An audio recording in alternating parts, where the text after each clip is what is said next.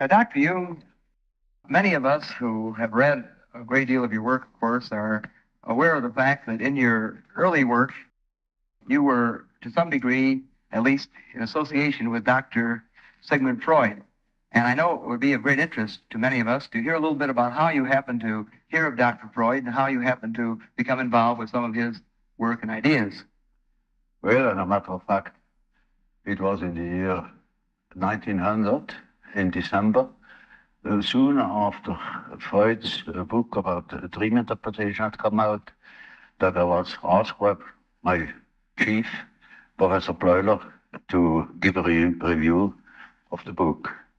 I studied the book very attentively, and I didn't understand many things in it, which weren't clear at all to me. But from others parts, I got the impression that this man really knew what he was talking about. And I thought that this is certainly a masterpiece, full of future. I had no idea then of ideas of my own. I was just it was just when I began my career as an assistant in the psychiatric clinic. And then I began with experimental psychology or psychopathology. I applied the experimental association method by Wundt, and the same that has been applied in the Kapellin's psychiatric clinic in Munich. And I had studied the results, and I had the idea one should go once more over it. So I made these association tests, and I found out that the important thing in them has been missed, because it is not interesting to see that there is a reaction, a certain reaction to a stimulus world.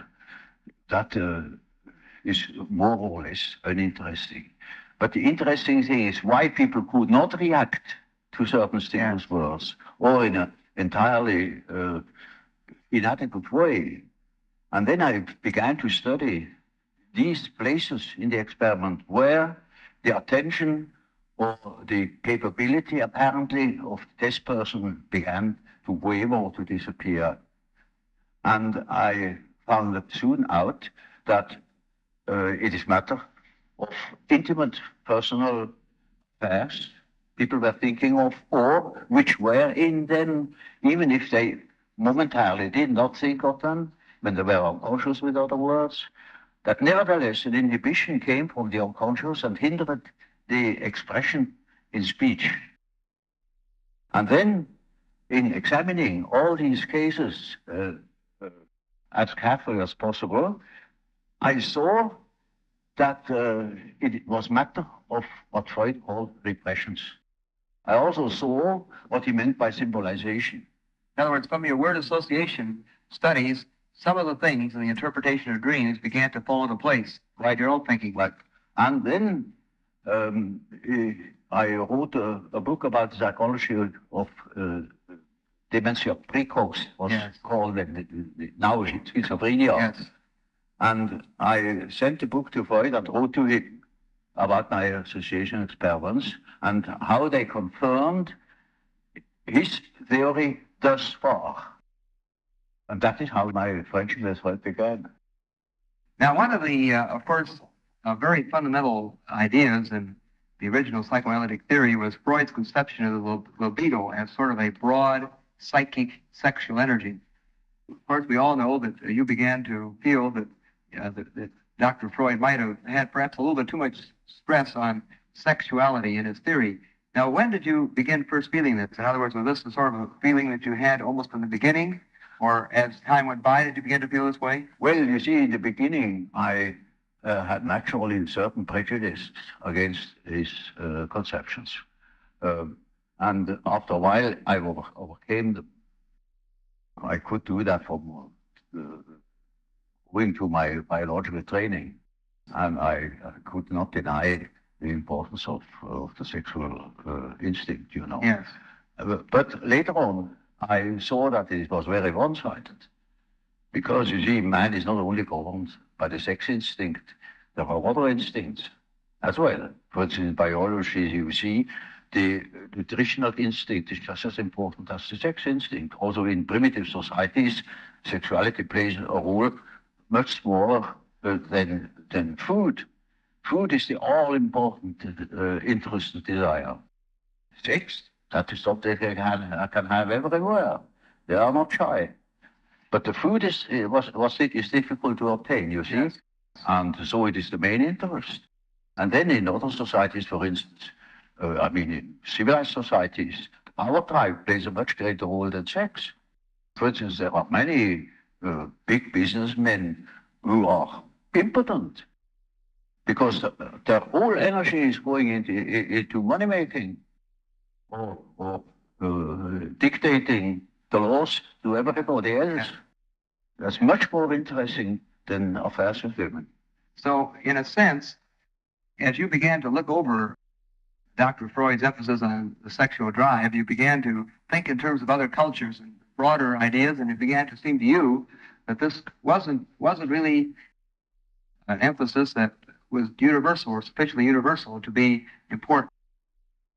Well, you know, I couldn't help seeing it because I had studied Nietzsche. I knew the works of Nietzsche very well. He had been a professor at Paul University, you know, and that the air was full of talk about Nietzsche. And so naturally I had studied his works here, and there I saw an entirely different psychology, which was also psychology, perfectly competent psychology, but all built upon the power drive. Do you think it's possible that Dr. Freud was either ignoring Nietzsche or had perhaps not wanted to be influenced by Nietzsche? I mean, his personal motivation. Well, of course, it was a personal prejudice. You see, it happened to be his main point. You know, certain people are chiefly looking for this side and other people to another side. Yes. So, you see, the inferior Dr. Adler, the younger, the weaker, naturally had a power complex. He wanted to be the successful man. Freud was a successful man. He was on top, and so he was interested only in pleasure, in the pleasure principle, while Adler was interested in the power drive. Yeah, I see. You feel that it's sort of a function of his own personality to some degree. Yeah, it is quite natural. You see, it is one of the two ways how to deal with reality. Either you make reality an object of your pleasure, if you are powerful enough already, or you make it an object of your desire to grab it or possess it. Some observers have thought that perhaps the patients that Dr. Freud saw in Vienna of this period were often individuals who were repressed sexually. Oh, yes. And that perhaps that so many of these patients having been of this type, that this may have been one thing that sort of reinforced Dr. Freud's ideas. In other words, in a sense that the Viennese society was a rather, quote, repressed society. Now, would you think that this might have been a factor? Well, this is certainly so, that in the end of the Victorian age, there was a reaction going over the whole world against the taboos, the sex taboos. Yeah. One didn't understand anymore properly why or why not. And Freud belongs into that time, a sort of liberation of the mind of such taboos. There was a reaction then against the sort of tight, inhibited culture he was living in. Oh, yes. And you see, Freud in that way, or on that side, really belonged to the category of a Nietzschean mind. Nietzsche had liberated Europe from a great deal of such prejudices, but concerning the power drive, our illusions as to the motivations of our morality. It was a time critical of morality. So then, in a sense, Dr. Freud was taking it It's another direction Yes, and yes, equal yes. amount of force. And then moreover, it is sex being the main instinct, the predominating instinct in a more or less safe society, where the social conditions are more or less safe, there sexuality is apt to predominate. Because people are taken care of, they have their positions, they have enough food, no question of hunting and seeking food or something like that. Then it is quite probable that the patients you meet have more or less all a certain sexual complex. So this is, in a sense, the drive of that particular society most likely to be inhibited. It is a sort of finesse almost when you find out that somebody has a power drive. And where sex only serves the purpose of power. For instance, a charming man, all women think he's the real hero of all hearts. He's a power devil. Like a Don Juan, The woman is not his problem. His problem is how to dominate. You see? And so you see, in the second place, after sex comes the power drive. And even that is not the end. Now, in the going sort of fundamentally through the development of Dr. Freud's theory, which of course was a sort of a significant factor in, as you say, in the development of many of your own early ideas. Dr. Freud, of course, talked a great deal about the unconscious. The unconscious is something which is really unconscious. And so you have no object, you see nothing. No. You only can make inferences, And so we have to create a model of this possible structure of the unconscious because we can't see it. Now, you see, he came to the concept of the unconscious, chiefly on the basis of the same experience I had made in the association experiment, namely that people reacted. They said things, they did things without knowing that they did it or said it.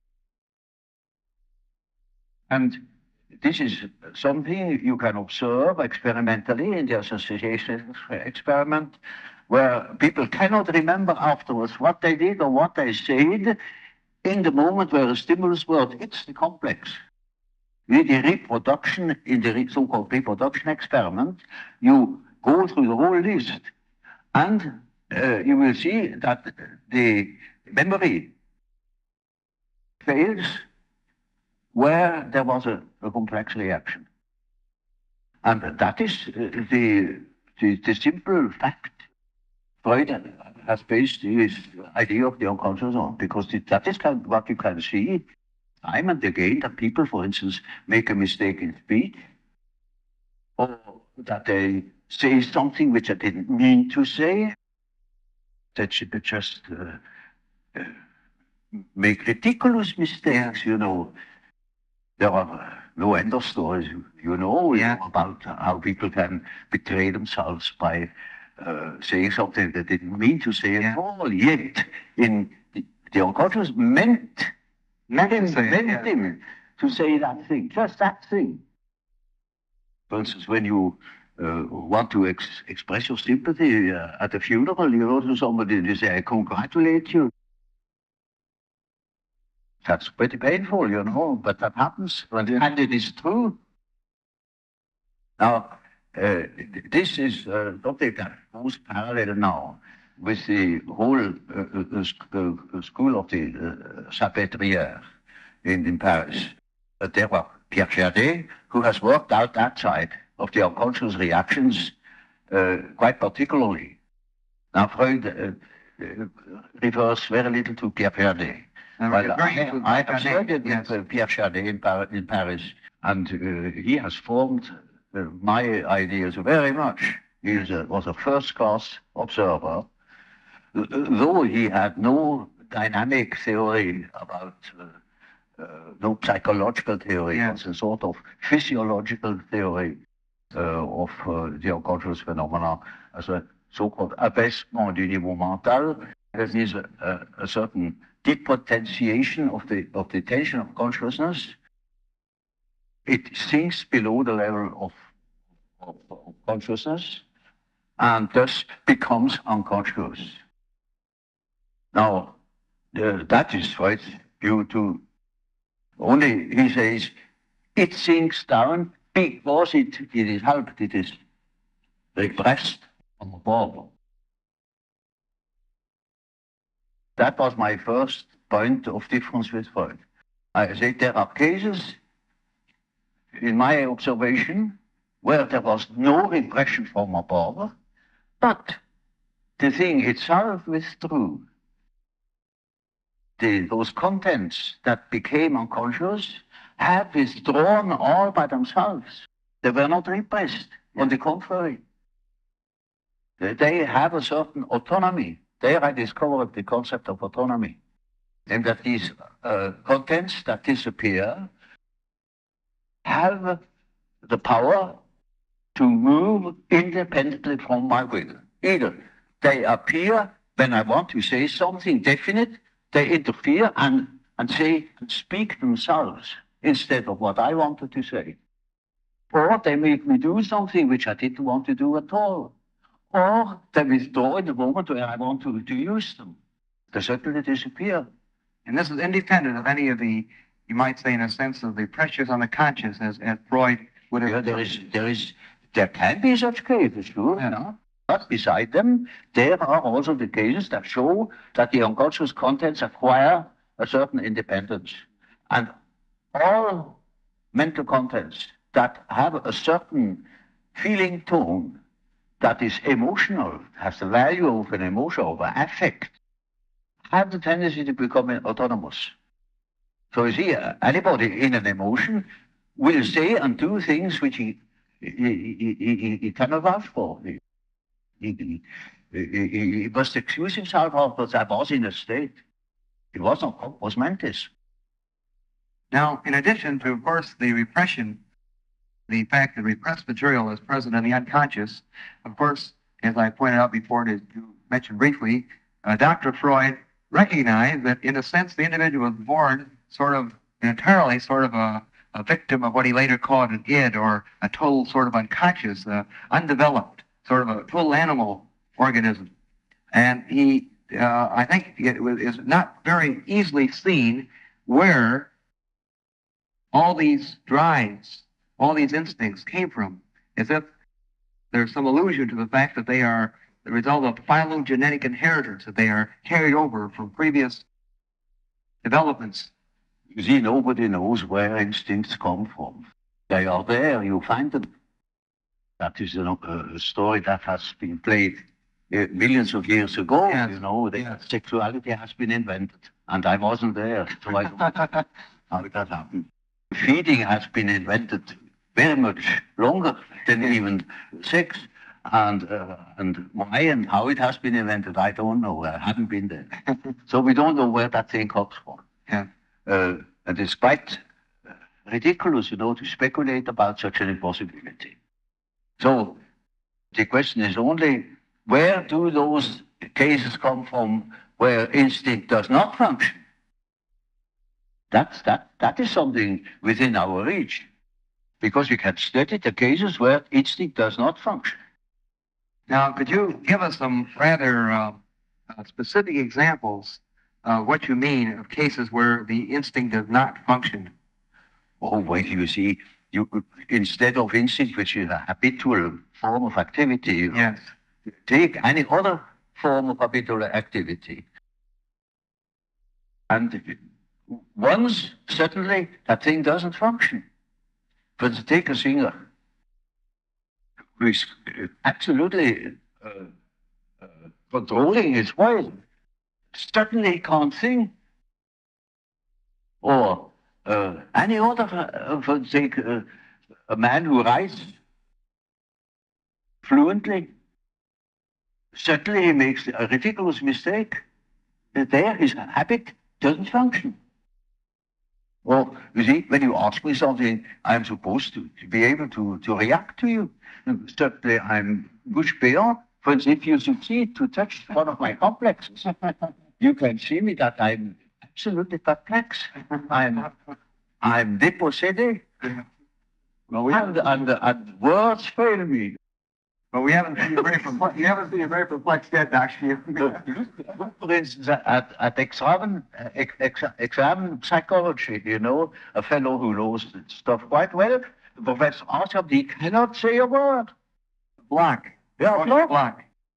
Now, going a little further, another part of Dr. Freud's theory, of course, which became very important, as we've already alluded to, was the idea of the conscious, that out of this sort of an unconscious, instinctual structure that the individual has, and out of this emerges as a result of this structures. And of course, the word structure has to be put in quotation marks, as you point out. This is only a model, but as this structure comes in contact with reality of the world, out of it begins to emerge as a consciousness, a man's conception almost of himself. Now, Freud then, of course, called this structure the ego. Yes. Now, his ego then was really the product of reality, in a sense also perhaps the product of frustration as the individual developed. Now, you speak of the general psychological conception of the ego. Yes. Now, in your work, of course, you also are interested in this conscious totality for Yes. the whole organism. Now, what about your conception of this conscious totality? Would you agree, for example, with the statement that this is something that emerges out of man's contact with reality? But that he has an ego at all. That is your question. Yes. Well, you see, that's again such a case. I haven't been there when it was invented. Although, you see, you can observe it to a certain extent with a child, because child definitely begins in a state where there is no ego. And then about the 4th year or before, you know, but about that time, the child develops a sense of ego, I, myself. And that is, in the first place, a certain identity with the body.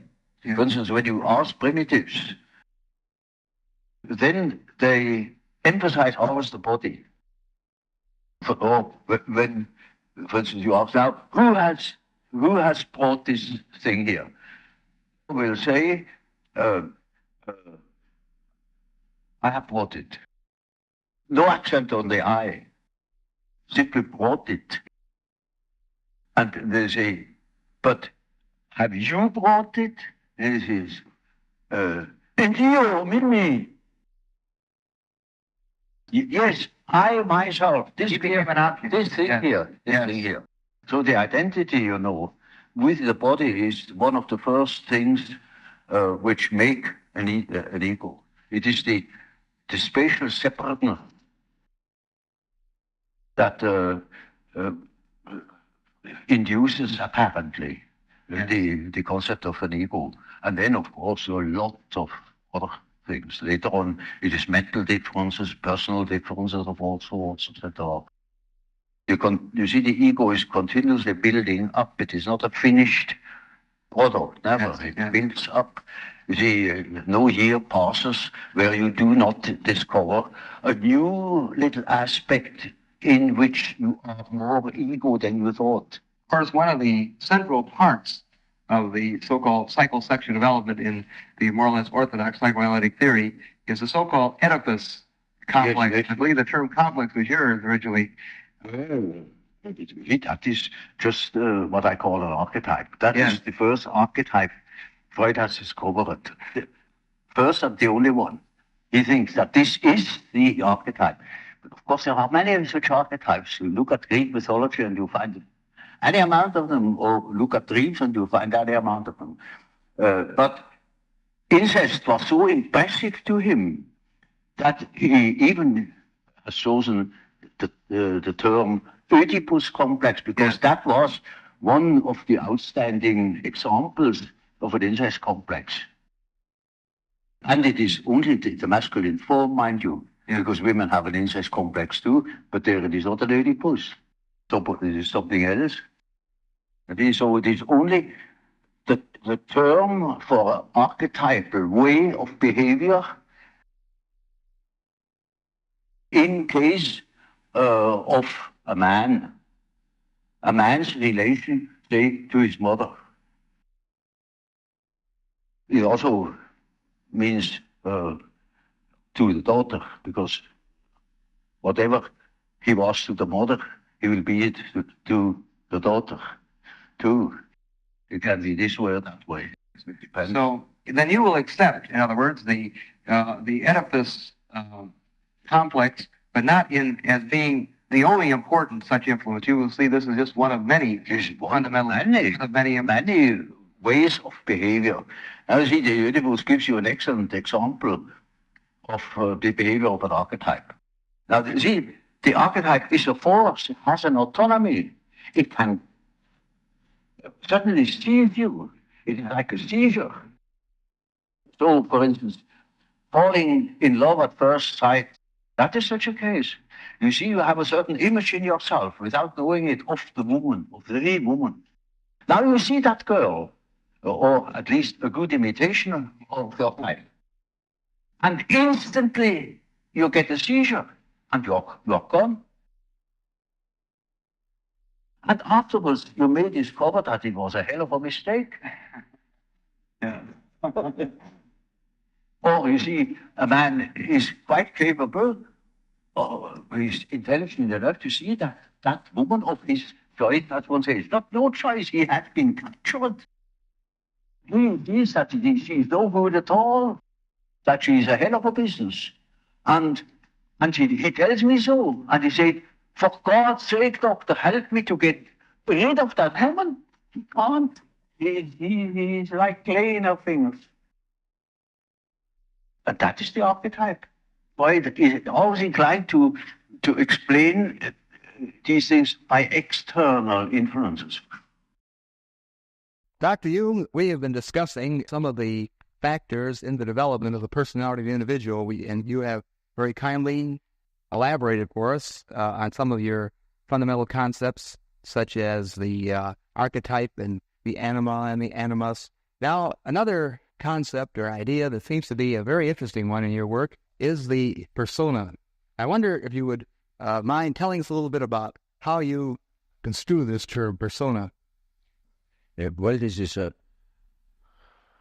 practical concept we need in elucidating people's relation. I noticed with my patients, particularly with people that are in public life, that they have a certain way of presenting themselves. For instance, take the doctor. He has a certain way. For instance, he has good bedside manners, and he behaves as one expects a doctor behaves. He may even identify himself with it and believe that he is what he appears to be. He must appear in a certain form, unless people don't believe that he is a doctor.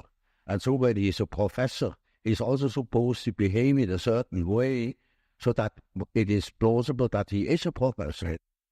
So the persona is partially the result of the demands the society has.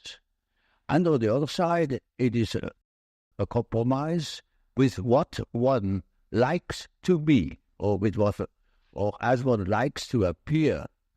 So take, for instance, a parson. He also has his particular manner, and as corresponding to the general expectation, and he behaves also in another way, combined with his persona that is forced upon him by society in such a way that also is fiction of himself, his idea about himself is more or less portrayed or represented. So the persona is a certain complicated system of behavior which is partially dictated by society and partially dictated by the expectations or the wishes one nurses oneself. Now, this is not the real personality, in spite of the fact that people will assure that that is all quite real and quite honest, yet it is not. Now, such a performance, or the performance of the persona is quite all right as long as you know that you are not identical with the way in which you appear. But if you are unconscious of this fact, then you get into sometimes very disagreeable conflicts. Namely, people can't help noticing that at home, for instance, you are quite different from what you appear to be in public. And people who don't know it stumble over it in the end. They deny that they are like that, but they are like that. They are it. And then you don't know, now, which is the real man? Is he the man as he is at home or in intimate relations? Or is he the man that appears in public? It is a question of Jekyll and Hyde. Occasionally there is such a difference that you would almost be able to speak of double personality. And the more that is pronounced, the more people are neurotic. They get neurotic because they have two different ways. They contradict themselves all the time. And there's as much as they are unconscious of themselves. But they don't know it. They think they're all one. Everybody sees that there are two. And some know him only from one side, some others know him only from the other side. And then there are situations that clash, because if the way you are creates certain situations with people in your relations, and these two situations don't chime in, they are just dissonance. And the more that is the case, the more the people are neurotic. Actually, would you say that the individual may even have more than two personas? We can't afford it very well to play more than two roles. But there are cases, for instance, where people have up to 5 different personalities in cases of dissociation of personality, where, for instance, the one person, say, call it person A, doesn't know of the existence of the person B, but B knows of A. Or there may be a third personality, C, that doesn't know of the two others.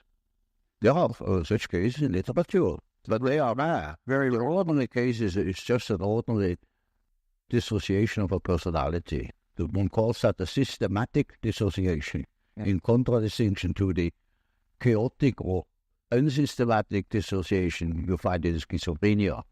What is the difference between the term ego, as you see it, and the term... Well, you see, the ego is supposed to be the representative of the real person. For instance, in the case where B knows of A, but A doesn't know of B, in that case, one would say the ego is more on the side of B, because the ego has a more complete knowledge, and A is a split-off personality. You also use the term self. Would this have a different meaning than, say, ego or... Oh, yes. Yes.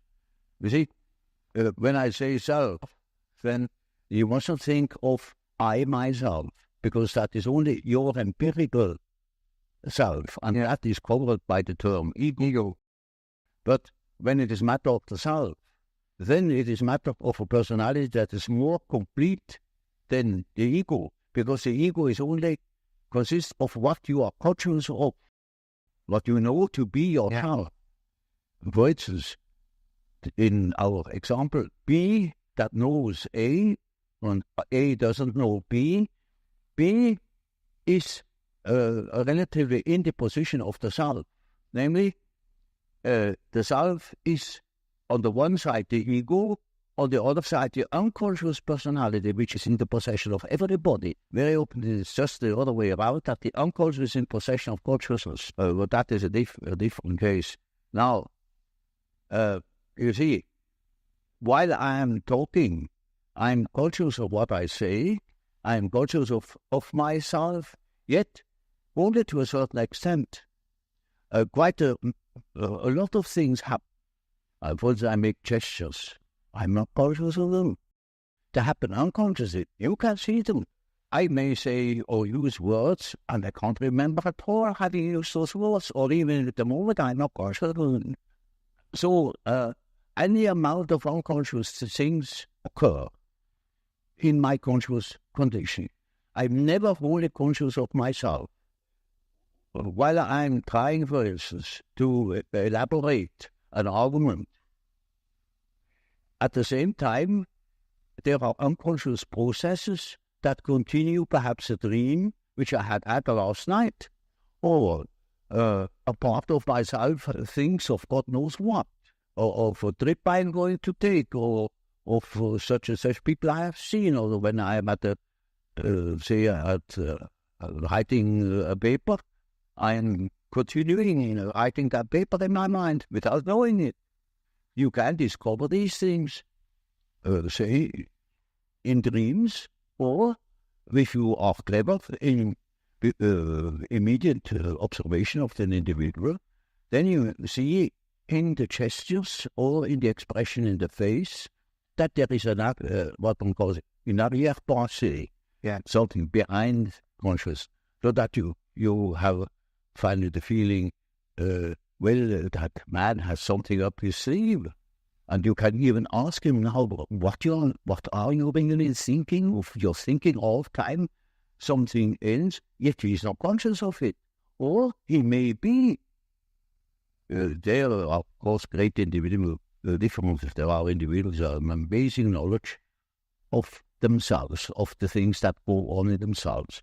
But even those people wouldn't be capable of knowing what there is going on in their unconscious. For instance, they are not conscious of the fact that while they live a conscious life, all the time a myth is played in the unconscious. A myth that extends over centuries, namely archetypal ideas, a stream of archetypal ideas that goes on through one individual, through the centuries. And that comes then to the daylight in the great movements, say in political movements or in spiritual movements. For instance, in the time before Reformation, people dreamt of the great change. And that's the reason why such great transformations could be predicted.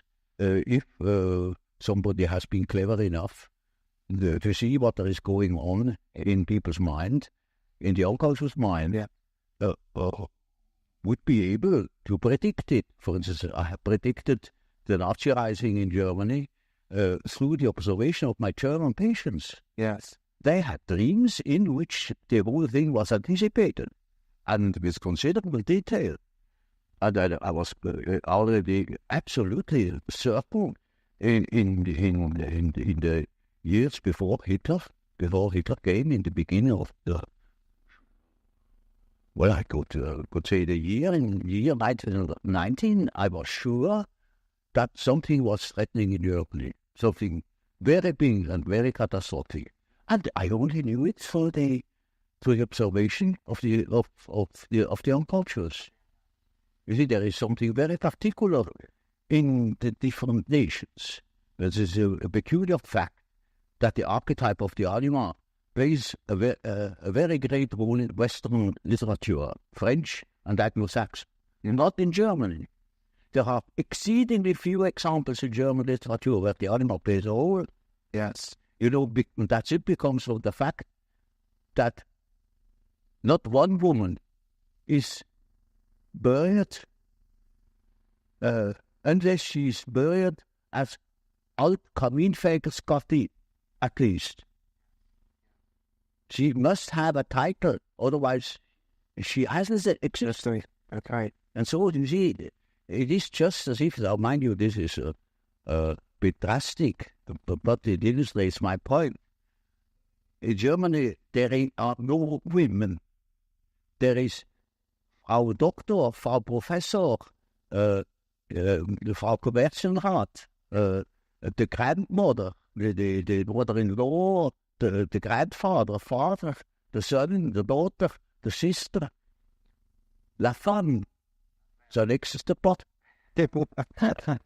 Well, it is the idea, you see. Now that is an enormously important fact, which shows that in the German mind, there is going on a particular myth, something very particular.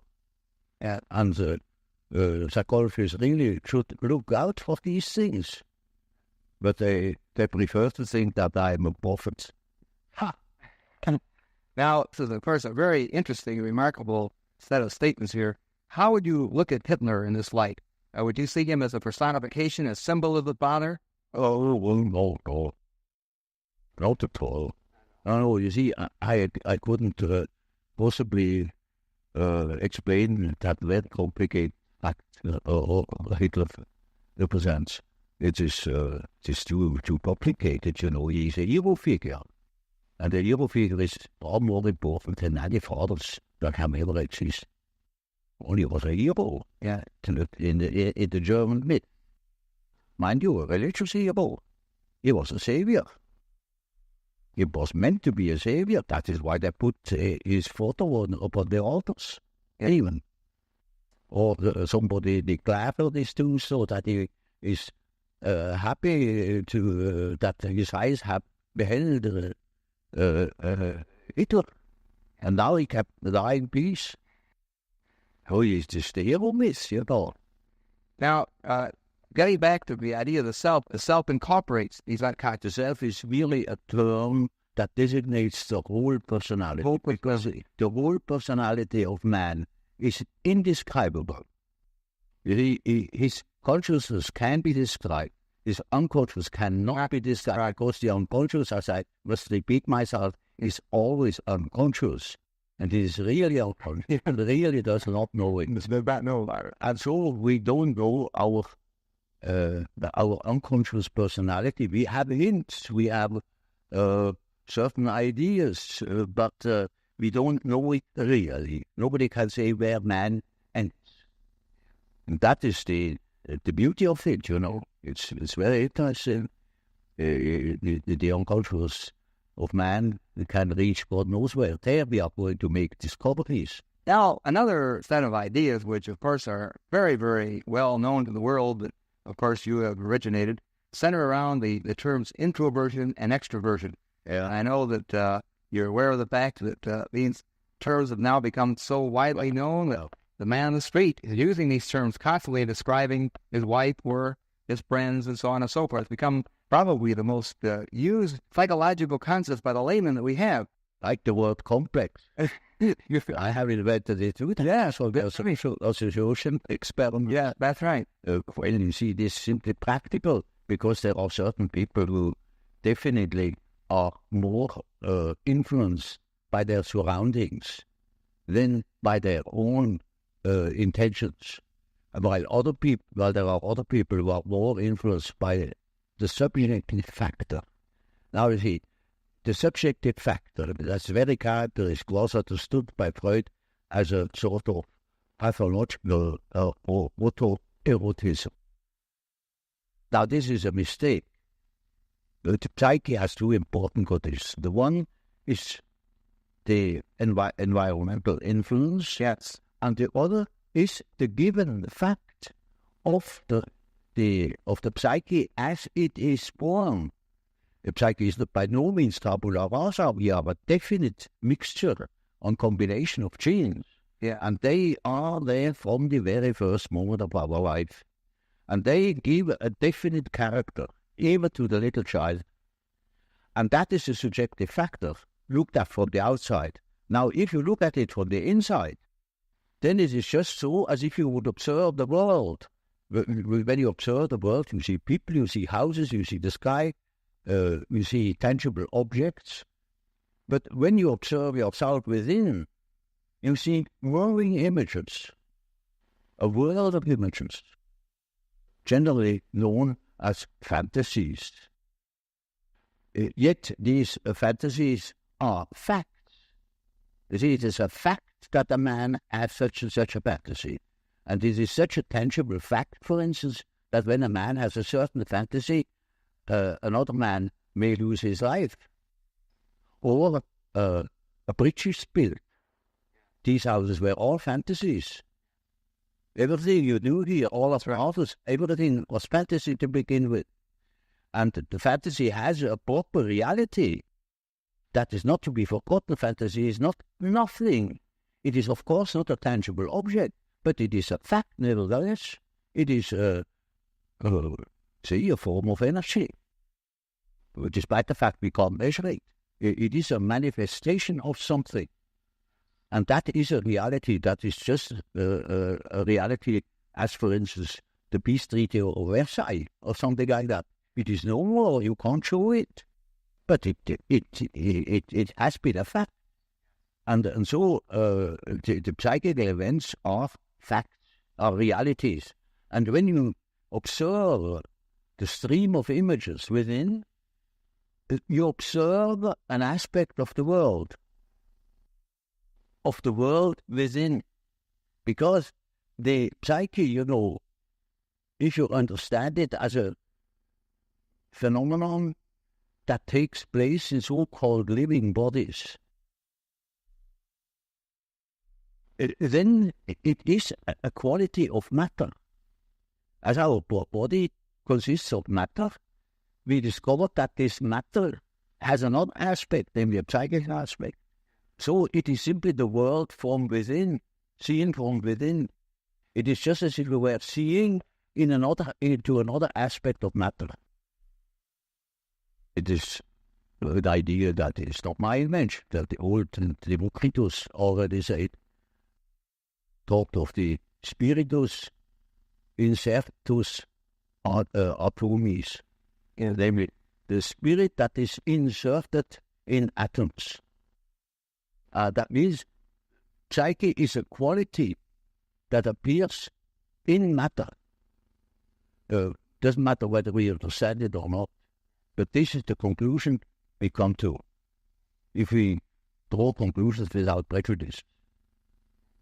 And so, you see, the man who is going by the external world, by the influence of the external world, say society or perceptions, sense perceptions, thinks that he is more valid, because this is valid, this is real. And the man who goes by the subjective fact is not valid because subjective factor is nothing. No, that man is just as well based, because he is basing himself upon the world from within. And so he is quite right, even if he says, there is nothing but bright fantasy, And of course, that is the introvert. And that the introvert is always afraid of the external world. He will tell you, when you ask him, he will be apologetic about it. Yeah. He will say, of course, yes, I know all of my fantasies. And he has always a resentment. And as the world in general, particularly America, is extroverted like hell, and the introvert has no place, because he doesn't know that he beholds the world from within. Yeah. And that gives him dignity, and that gives him certainty, because it is nowadays particularly the world hangs on a thin thread. Yeah. And that is the psyche of man. Assume that certain fellows in Moscow lose their nerve or their common sense for a bit. And the whole world is in environment and flames. Nowadays, we are not threatened by elementary catastrophes. There is no such thing as an age bomb. That is all man's doing. We are the great danger. Psyche is the great danger. What if something goes wrong with the psyche? It is demonstrated to us in our days what the power of psyche is of man. How important it is to know something about it, but we know nothing about it. Nobody would give credit to the idea that the psychical processes of the ordinary man have any importance whatever. One thinks, he has just what he has in his head. It is all from his surrounding, his thought, such a thing. And particularly if he's well housed, well fed, then he has no idea of himself. That's the great mistake.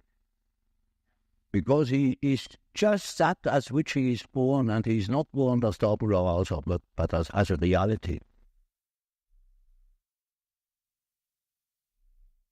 Now, of course, one of the very common, I think, misconceptions of your work among some of the writers of America have been that they had sort of characterized your discussions of introversion and extroversion as suggesting that the world was made up of only two kinds of people, introverts on one hand and extroverts on the other. Would you like to comment about that? Bismarck once said, God may protect me against my friends. With my enemies, I can deal myself alone. We know how people are. They catch a word, and then everything is schematized along that word. There is no such thing as a pure extrovert or a pure introvert. Such a man would be the lunatic asylum. Those are only terms to designate a certain penchant, a certain tendency. For instance, the tendency to be more influenced by environmental influences or more influenced by the subjective type. That's all. And you see, there are people who are fairly well balanced and are just as much influence from within as they are from without, just as little. And so with all the finer classifications, they are only a sort of point de repère, points for orientation. My whole scheme of typology is merely a sort of orientation. Namely, there is such a factor as introversion. There is such a factor as extroversion. The classification of individuals means nothing at all. This is only the instrumentarium for the practical psychologists to explain, for instance, a husband to a wife or vice versa. For instance, it is very often the case, one could almost say, it is almost the rule, but I don't want to make too many rules in order not to be schematic, that an introvert marries an extrovert for compensation, or another type marries the counter type to complement himself, for instance. Dr. Jung, of course, tied in with your typology and quotation marks of introversion, extroversion, we first know of your concepts of thinking, feeling, sensation, and intuition. And, of course, it would be very interesting to hear some expansion of the meaning of these particular terms as related to the introvert-extrovert dichotomy. Well, there is quite a simple explanation of these terms, and it shows at the same time how I arrived at such a typology. Namely, sensation tells you that there is something. Thinking, roughly speaking, tells you what it is. Feeling tells you whether it is agreeable or not, to be accepted or not, accepted or rejected. And intuition, now there is a difficulty. You don't know ordinarily how intuition works. So when a man has a hunch, you can't tell exactly how he got at that hunch or where that hunch comes from. It is something funny about intuition. I will tell you a little story. I had two patients, but the man was a sensation type and the woman was an intuitive type. Of course, they felt attraction. And so they took a little boat and went out to the Lake of Zurich. And there were those birds that die off the fish, And then after a certain time they come up again, and you can't tell where they come up. And so they began to bid who was the first to see the bird. Now, you would think that the one who observes reality very carefully, the sensation type, would of course win out. Not at all. The woman won the bet completely. She was beating him on all points. Because by intuition she knew it before. Now, how is that possible? Well, sometimes, you can really find out how it works by finding the intermediate links. You see, it is a perception by intermediate links, and you only get the result of that whole chain of association. Sometimes you succeed in finding out, but more often you don't. So my definition is, intuition is a perception by ways or means of the unconscious. That is as near as I can get. Now, this is a very important function, because when you live under primitive conditions, a lot of unpredictable things are likely to happen. And there you need your intuition, because you cannot possibly tell by your perceptions, by your sense perceptions, what is going to happen. For instance, you are traveling in primeval forest. You only see for a few steps ahead. You go by the compass, perhaps, and you don't know what there is ahead. It is uncharted country. If you use your intuition, then you have hunches. And when you live under such primitive conditions, you instantly are aware of hunches. For instance, there are places that are favorable, there are places that are not favorable. You can't tell by your life what it is, but you better follow these hunches, because anything can happen. Quite unforeseen things. For instance, at the end of a long day, you approach a river, and you don't know that there is a river. Yet, when you come to the river, that is quite unexpected. For miles, there is no human habitation. You cannot swim across. It's all full of crocodiles. So what? You see? Now, such an obstacle hasn't been foreseen. But it may be that you have had a hunch, that you remained in the last likely spot, and that you wait for the following day that you can build a raft or something of the sort, or look out for possibilities. For instance, you also can have intuitions that constantly happens in our jungle called a city. You can have a hunch, something is going wrong, particularly when you are driving an automobile. For instance, it is a day where nurses appear in the street, and they always try to get something interesting like a suicide, to be run over. That's marvelous, apparently. And then, you get a peculiar feeling, and really, at the next corner already is a second nurse that runs in front of the automobile.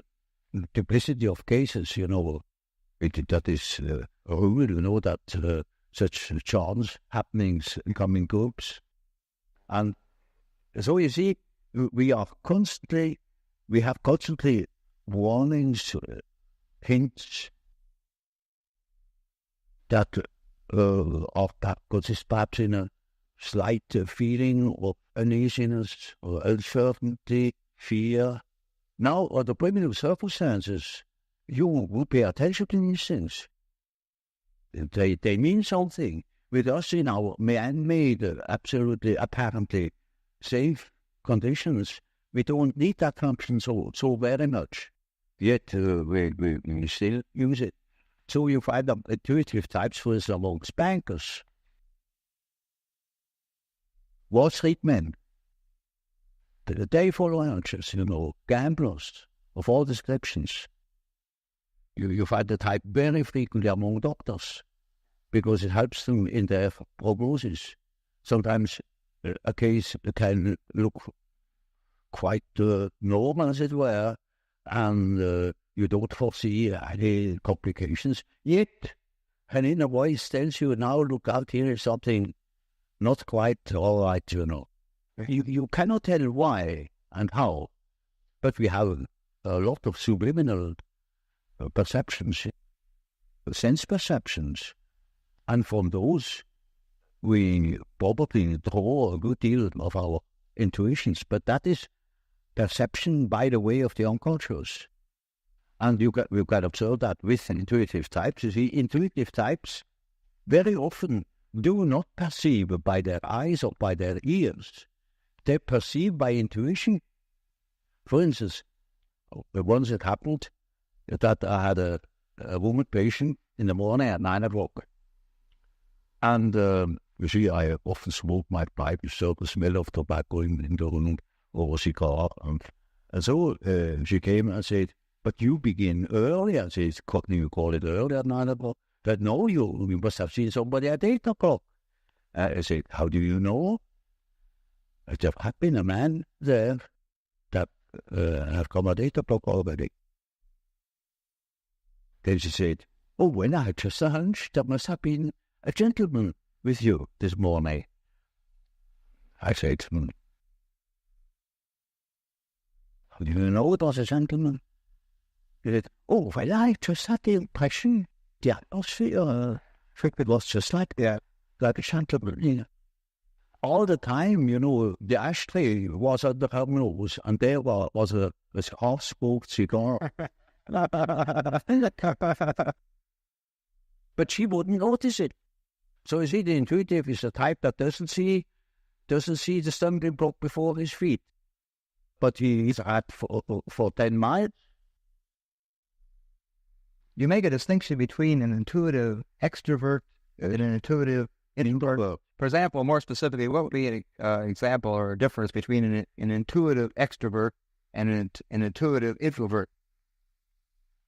Well, you know, you have chosen a somewhat difficult case, you know, because one of the most difficult types is the intuitive introvert. Yeah, you know. I am. The intuitive extrovert, you find them all hunters, bankers. Yeah. That is quite understandable. Yeah. But the introvert the introvert variety is more difficult because he has intuitions as to the subjective factor, namely the inner world. And of course, that is now very difficult to understand because what he sees are most uncommon things, and he doesn't like to talk of them. Yeah. If he's not a fool, because he would spoil his own game by telling what he sees, because people won't understand it. For instance, once I had a patient, a young woman, about 27 or 8, and her first words were, when I had seated her, she said, "You know, doctor, I come to you because I have a snake in my abdomen." I said, "What?" "Yes, a snake. A black snake coiled up right in the bottom of my abdomen." And I must have made a rather bewildered face at her. I said, "You know, I don't mean it literally, but I should say it was a snake. It was a snake." Now, you see, our further conversation a little later, that was about in the middle of our treatment, that only lasted for 10 consultations. She had foretold me, "I got 10 times, and then it's all right." I said, "How do you know?" "Oh, I got a hunch," she said. And really, about the 5th or 6th hour, she said, "Doctor, I must tell you, the snake has risen. It is now about here." Hunch. And then on the 10th day, I said, "Now, this is our last hour. And do you feel cured?" And she said, beaming, she said, "You know, this morning, it came up and came out of my mouth, and the head was golden." And those were her last words. Now, you see, that same girl, when it comes to reality, she came to me because she couldn't hear the step of her feet anymore, because she walked on air, literally. She couldn't hear it. That frightened her. And when she came to me, I asked her for her address. And then she said, "Oh, bonjour, so-and-so. When it is not just called partial, but it is a sort of partial. I never had heard of it.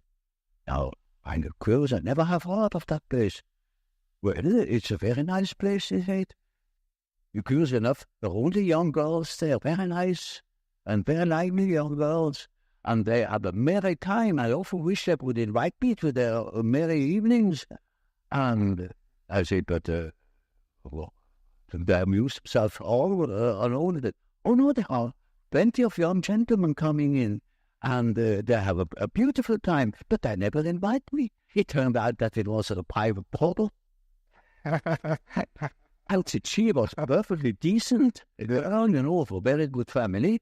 Not from here. She had found that place. I don't know how. And she was utterly unaware that those were all prostitutes.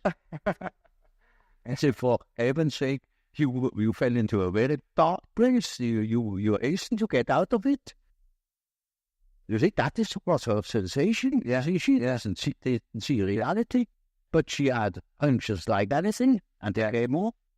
Now, you see, such a person cannot possibly speak of her experiences, because everybody would think she's absolutely crazy. Yeah, I myself was quite shocked when I thought, for heaven's sake, is that case a schizophrenia?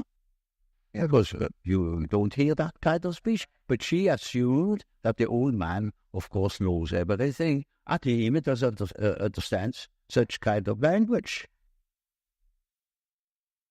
So you see, if the introverted intuitive would speak what he really perceives, then practically nobody would understand it. You would be misunderstood. And so they learn to keep things to themselves, and you hardly ever hear them talking of these things. That is a great disadvantage, but it is an enormous advantage in another way. Not to speak of the experience they gather in that respect, but also in human relations. For instance, they come into the presence of somebody they don't know, and certainly they have inner images. And these inner images give them a more or less complete information about the psychology of the partner. You know, that is, but the case can also happen that they come into the presence of somebody who they don't know at all, not from Adam, and they know an important piece out of the biography of that person, and are not aware of it. So the introverted intuitive has, in a way, a very difficult life, although one of the most interesting lives. Yeah. But it is difficult often to get into their confidence, you know. Yeah, because you say they're afraid that people will think they're sick. The things that are interesting to them or are vital to them are utterly strange to the ordinary individual. But the psychologists should know of such things, you see. You see, when people make psychology as a psychologist what to do, well, the very first question is he extroverted or is he introvert? Yeah. If you look at entirely different things, is he a sensation type? Is he an intuitive type? Is he thinking? Is he feeling? Because you see, these things are complicated, that they are still more complicated, because the introverted thinker, for instance, is compensated by extroverted feeling, or by inferior extroverted, archaic extroverted feeling. So an introverted thinker may be very crude in his feeling, like, for instance, the introverted philosopher that is always carefully avoiding women will be married by his cook in the end.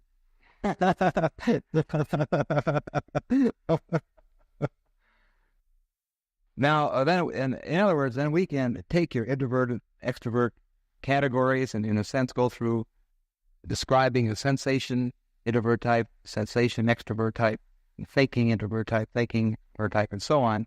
In each case, and it stems from really not real category, but simply, as you say, an approach, something to sort of help us study a model. It is just a sort of a skeleton to which you have to add the flesh, or say it is a country mapped out, by triangulation points, and that doesn't mean the country consists of triangulation points.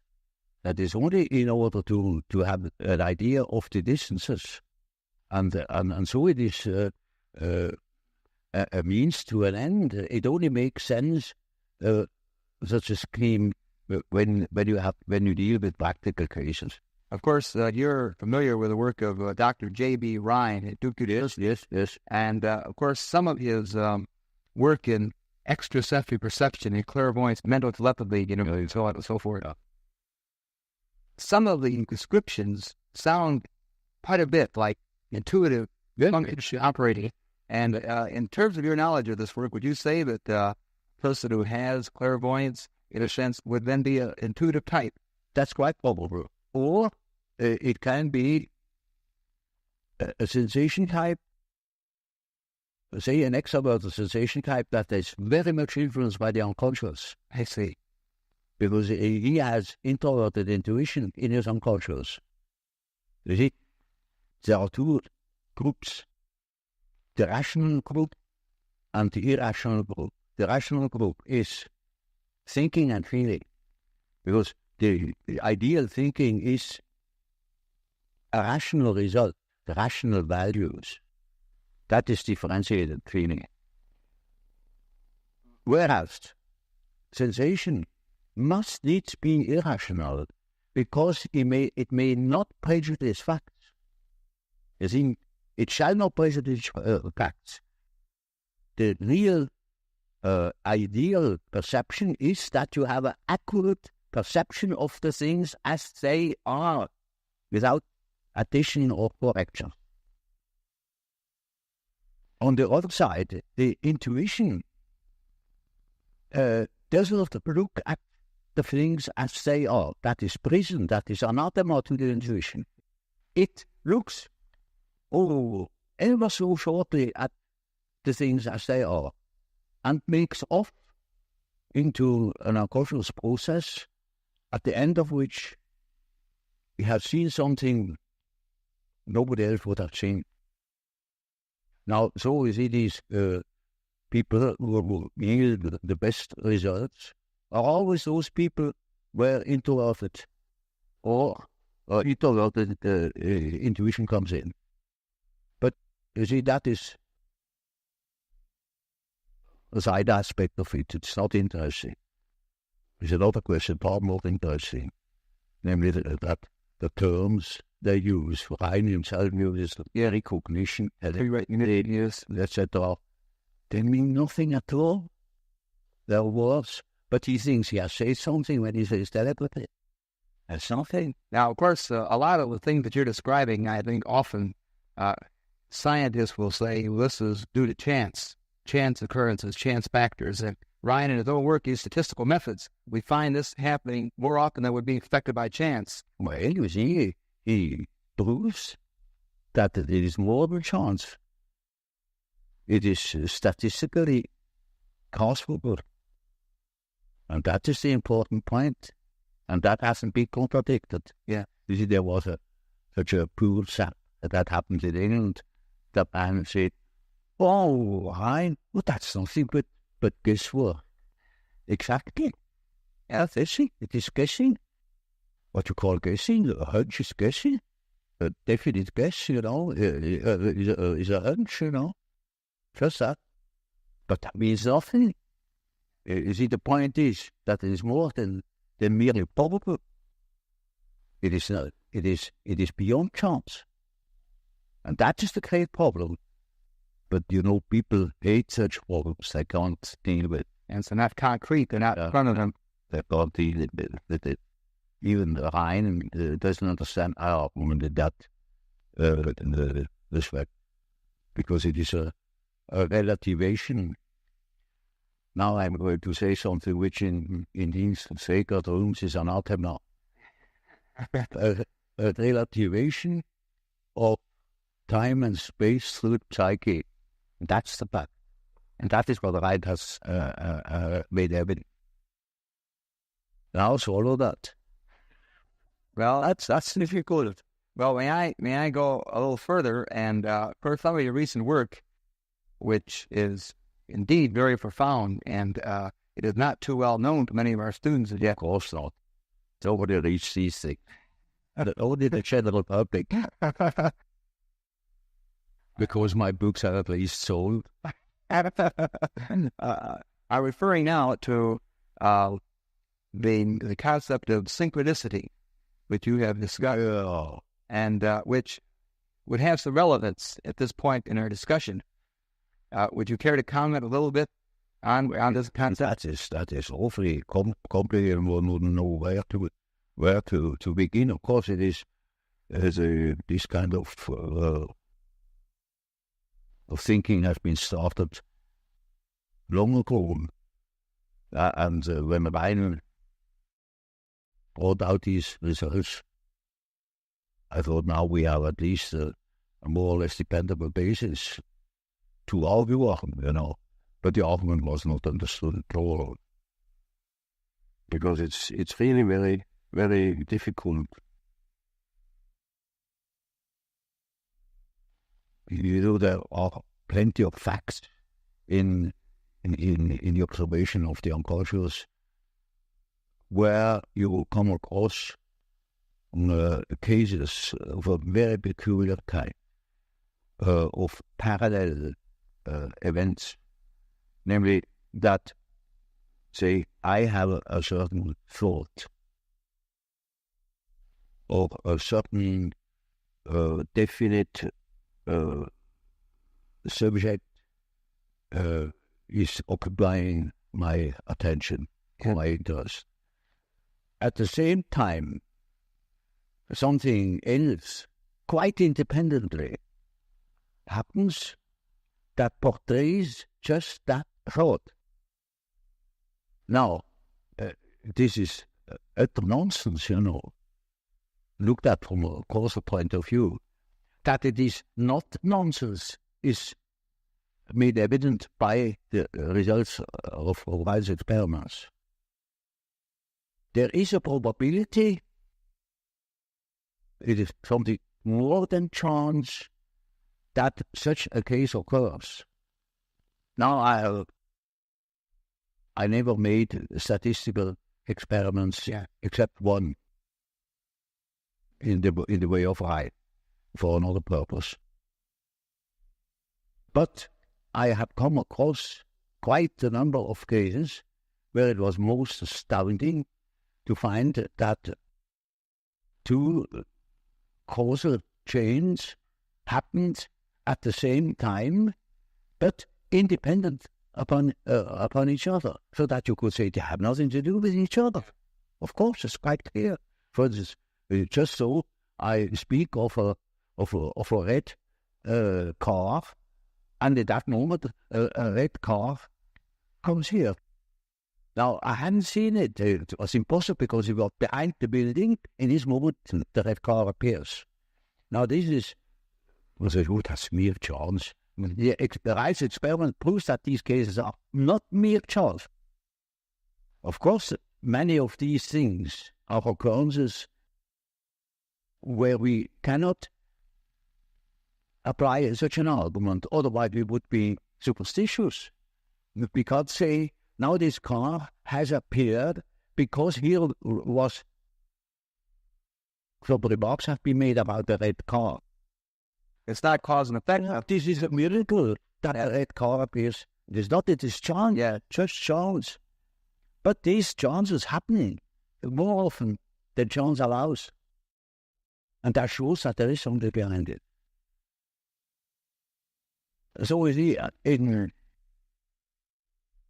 Ryan has a whole institute and with many co-workers, and as the means, we have no means here, to make such experiments. Otherwise, I probably would have done them. But this just was physically impossible. So I had to content myself with the observation of facts. The sort of question that is so important as we try to understand the individual, and this centers around the problem of motivation, why the person does what he does. Now, to a great degree, you've already talked about this when you talked about archetypes. Now, in the work of Dr. Freud, he spoke of libido as an energy, and earlier we spoke of libido and the fact that you felt that it was more than just sexual energy. He thought it to be something much broader. Now, you have certain principles about psychic energy which are indeed very provocative. Now, one of the principle I believe you refer to as the principle of entropy. Well, only I allude to it. The main point is, the standpoint of energetics as applied to psychical phenomena. There you have no possibility to measure exactly.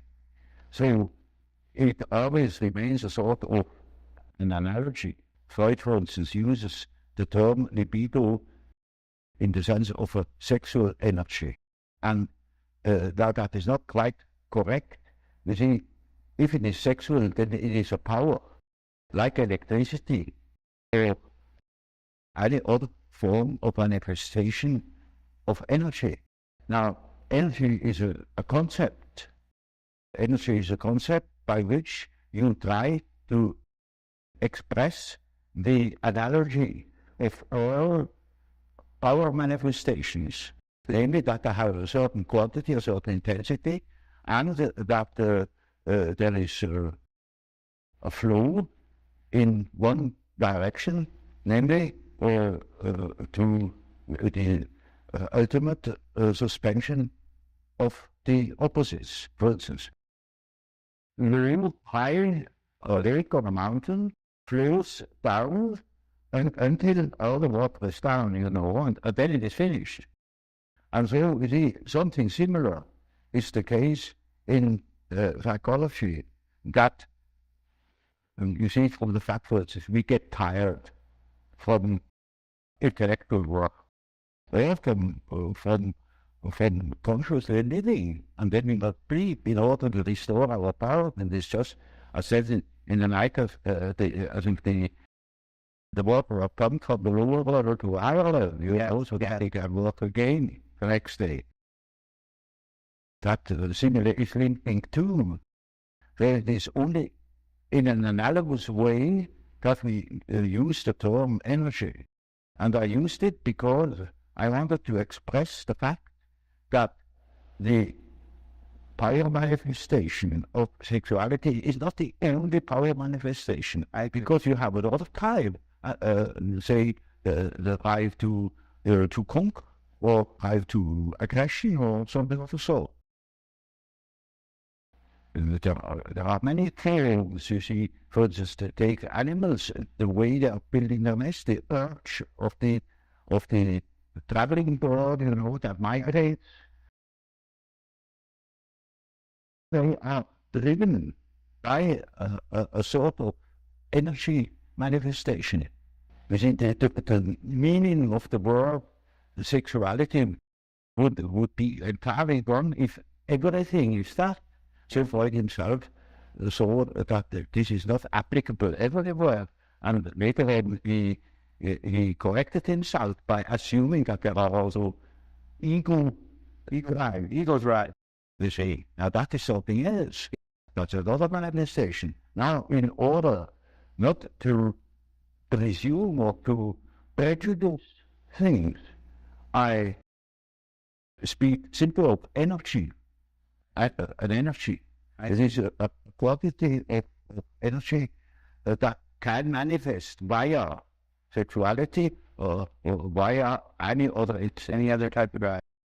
And that is the main creature, not the existence of dancing the power, because that is not workable. Now, another thing about a motivation, or the condition which arouse, direct, and sustain the individual, it seems to be two views that we find in much of our psychology in America today. Now, one is might be called an historical view, where we try to look in the history and development of the individual for answers to why he is doing certain things at the moment. Then we have another view, which was postulated and discussed by Dr. Kurt Lewin, which is sort of a field theory.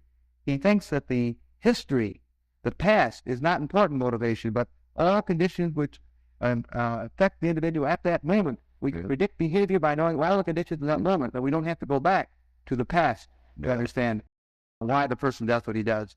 Now, you think that this present feel idea of Dr. Lewin has any virtue? Does it?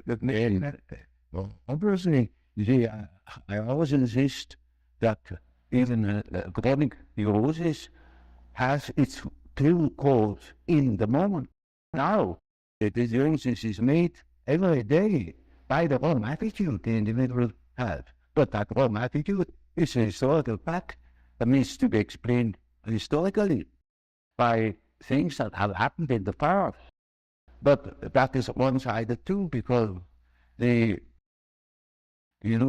all psychological facts are oriented not only to a cause, but also to a certain goal. And they are in a way teleological, namely, they serve a certain purpose. And so, one attitude can have originated in a certain way, a goal, but it wouldn't exist today anymore if there were not immediate causes and immediate purposes that keep it alive today. So a neurosis can be finished suddenly on a certain day, despite of all causes.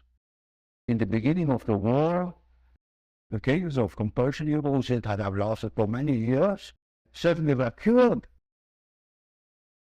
because they got into an entirely new condition. It is like a shock. You see that with shock. The schizophrenia can be vastly improved by a shock,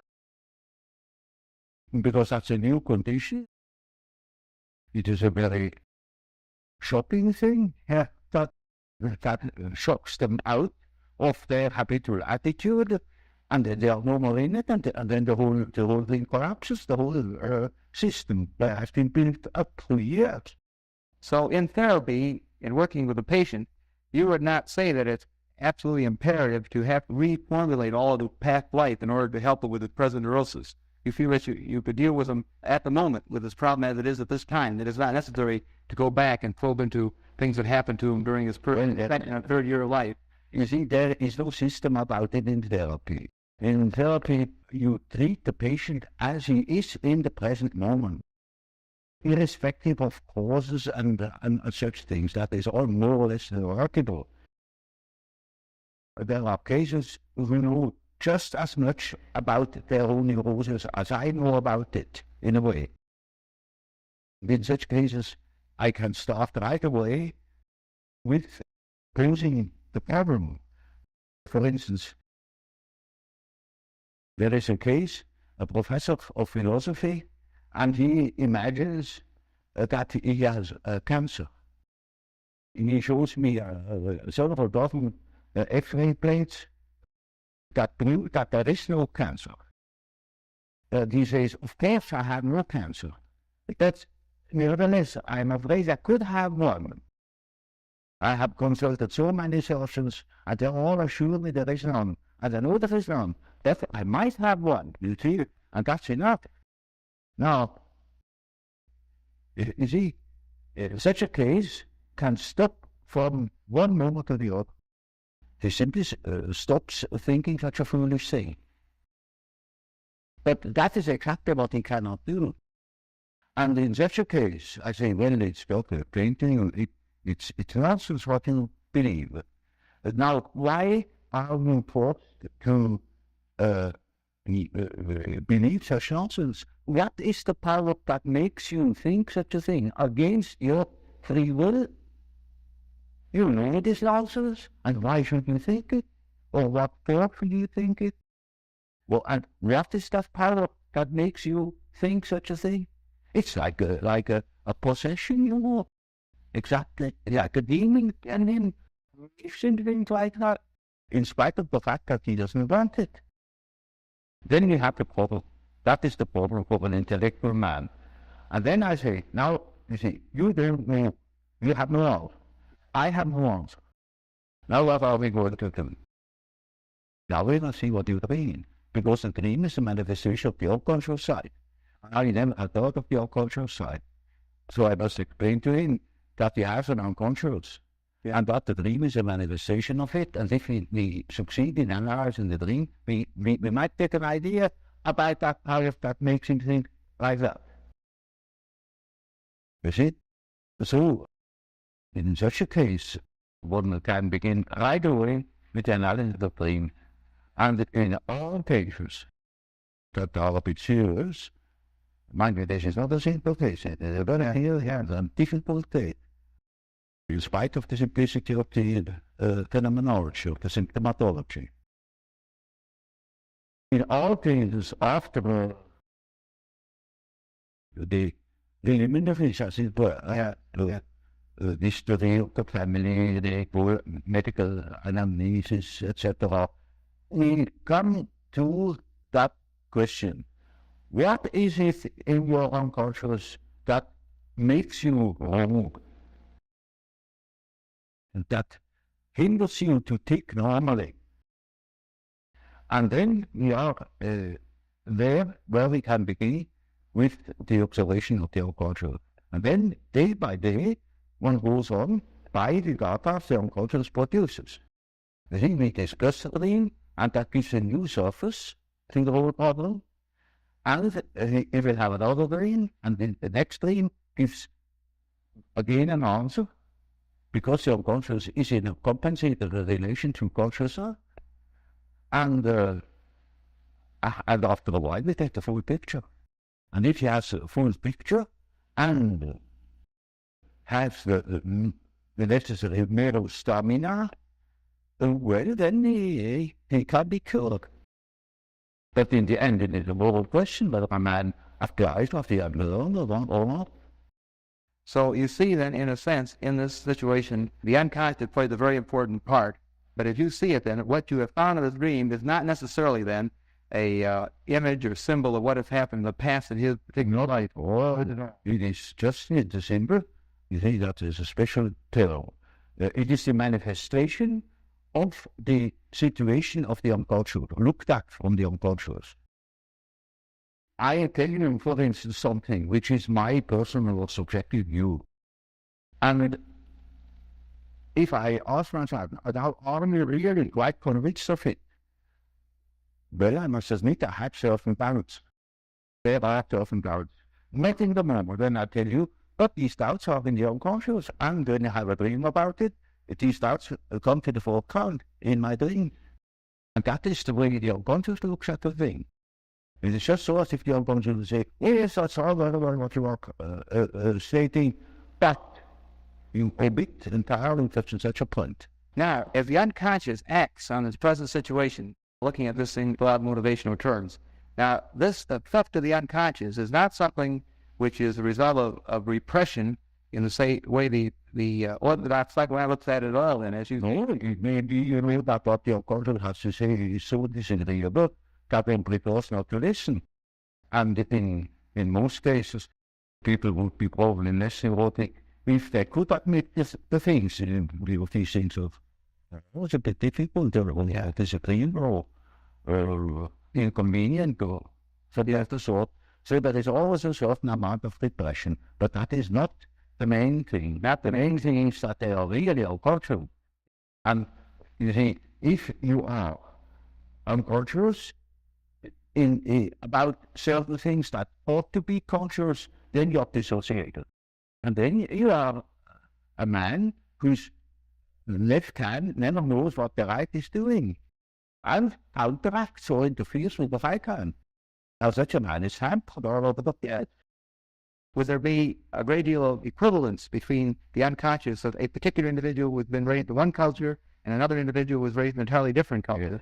Well, you see, that question is also complicated, because when we speak of the unconscious, we almost should say which unconscious, namely, is it that personal unconsciousness which is characteristic for a certain person, for a certain individual. So that you have the personal unconscious. This is one unconscious. Personal unconscious. And you call it the personal. And in treatment, for instance, in the treatment of neurosis, you have to do with that personal unconscious for quite a while. And then only dreams come that show that the collective unconscious is touched upon. As long as there is material for personal nature, you have to deal with the personal unconscious. But when you get to a question, to a problem, which is not now merely personal, but also collective, you get collective thinking. Now, the distinction then between the personal unconscious and the collective unconscious then is that the personal could be more involved with the immediate life of the individual. Well, for instance, every society has collective problems, collective convictions, and so on. Now, we are very much influenced by them. Whether you belong to a certain political party or to a certain confession. And that can be a serious determinant of your behavior.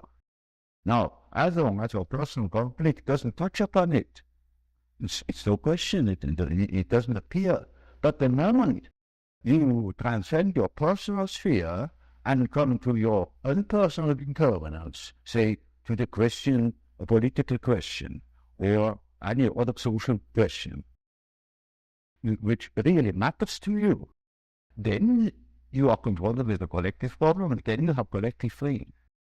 I wonder if it would be too presumptuous of me to ask if you could, for the moment, think of an actual case of perhaps a patient or a friend in which you might show us how the personal and the collective unconscious were acting, say, his neurosis, or perhaps in a problem that he may have. Well, you see, there is an enormous amount of personal dreams, for instance, with the fact how your relation is to your father, or to your mother, or to your wife, and so on, with all sorts of individual variations. Now, suppose a patient comes to that level, or that his conflict begins to become really very serious, so that his mind might suffer. Then he can have a collective dream in which clearly mythological motives appear. Now, there are plenty of examples in what you write about, an introduction to psychology of the unconscious, of such dreams. I remember, for instance, about a very learned man and very rational, and he had, of course, a lot of personal problems, and they got so bad that he got into various evil relations to his whole surroundings. He was, for instance, a member of a society, and he got into a war with the people of that society, Yeah. And it was very quite shocking.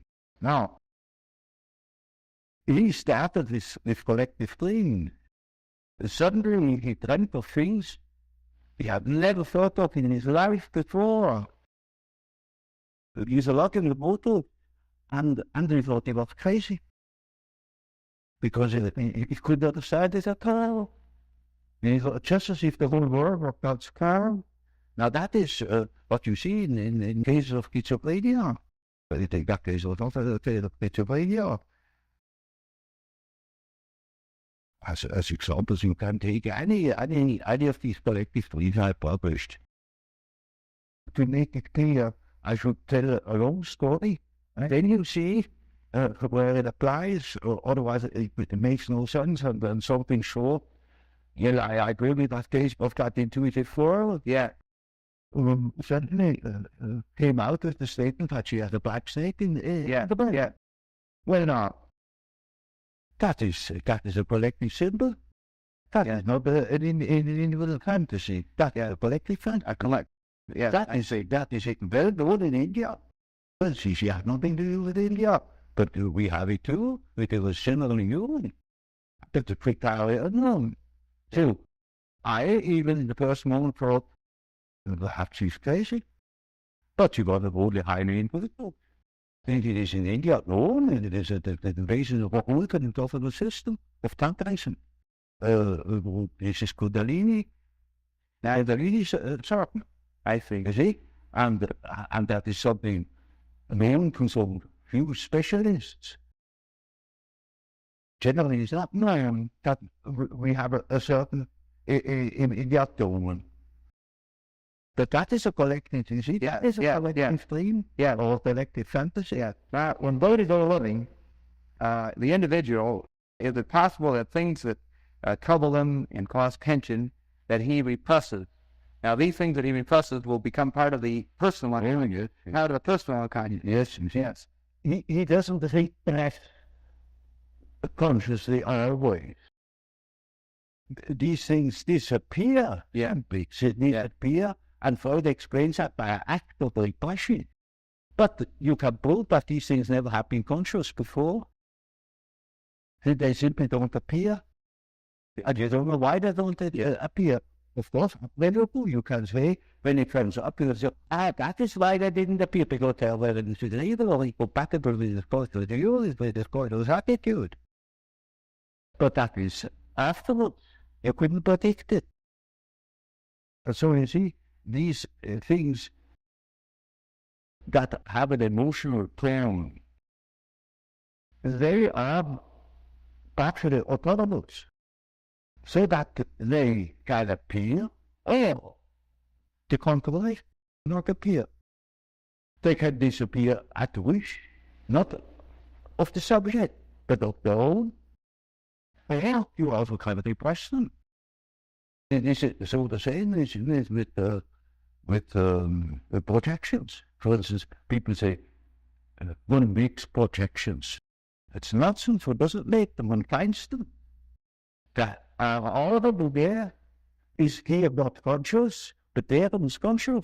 In my brother, I see the beam of my eye as a splinter in my brother's eye. And that is right there because I am conscious of the beam in my eye. And the projections are not me. And so these disappearances or so-called depressions are just like projections. They, instead of being projected into somebody or into something outside, they are introjected. They are unconscious. Already encoded, I see. But you are not the one that is doing it. There are cases, sure, but I should say the majority of cases are rule repressions. Simply, that was my first point of litigation with what I saw in the association experiment, that certain complexes are quite certainly not repressed. They simply don't appear. Yeah. Because you see, the unconscious is real. It is an entity. It rises by itself. It's being whatever. So, in a sense, when looking at the so-called defense mechanisms that the Orthodox psychoanalysts speak of, like projection, rationalization, and so on and so forth, then, in a sense, where you would differ from the Orthodox psychoanalytic view, you would not say then that they are a repressed type of way of defending a manner in which the ego is being defended, but rather you would say that they were already there. Yes. They're simply a manifestations of patterns that are already present in the unconscious. Yes, and for instance, take that example of that serpent. That never has been repressed, otherwise it should have been conscious to her. It was exactly unconscious to her, and it only appeared in her pacific. It appeared spontaneously. She didn't know how she came to it. Yeah. She said, well, I just saw it. Some of the Orthodox psychoanalysts might have said that this was a phallic symbol. Oh, yes, yeah. Well, but you can't see anything yet. You can see a church spire is a phallic symbol. But when the dream of the peace, what is that? You know what a man is showing? One of the Orthodox, the old God. Yeah. He said, in this case, the sensor has not functioned. Now, we call that a scientific explanation. of course, you brought up many, many very interesting and provocative ideas here, as you have, of course, in your many, many thousands of pages of writing and written work. Would you like to comment a little bit upon this process of individuation, this process, how all these factors move toward a whole, a totality? Well, that's something quite simple. Take an acorn, put it into the ground, it grows and it becomes an oak. You see, that is man. Man develops from an egg and develops into the whole man. And that is the law that is in him. Well, when you spoke with Dr. Einstein in your early discussion, tried out some of his ideas on you, did you ever ask his opinion about the possibility that relativity might apply to psychic function? Did you ever discuss that particular point? You know how it is. But a man is so concentrated upon his own idea. Yes. And when he is a mathematician on top of everything, then you are not welcome. Yes, that's right. What year was it that you were friends with Einstein? Well, I wouldn't call myself a friend. I was simply the old. And I tried to listen and to understand it. And so there was little chance to insert some of my own ideas. Was this after he'd already formulated the relativity theory, or just before? It was just when he worked on it, right in the beginning.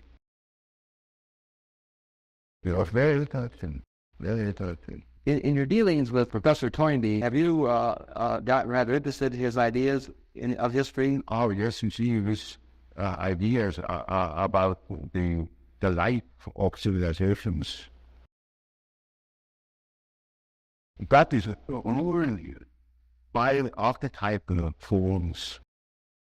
And Toynbee has seen what I mean by the historical functioning of archetypal developments.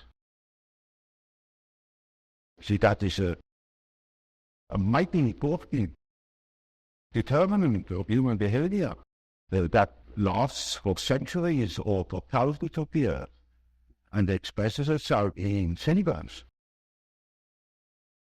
Sometimes singles you would see nothing at all. For instance, you know that Russia, the Soviet Republics, had that symbol of the red star. Now, it's a five-red red star. America had the five-red white star. They are enemies. They can't come together. Now, in the Middle Ages, for about at least 2,000 years, the red and the white is the couple.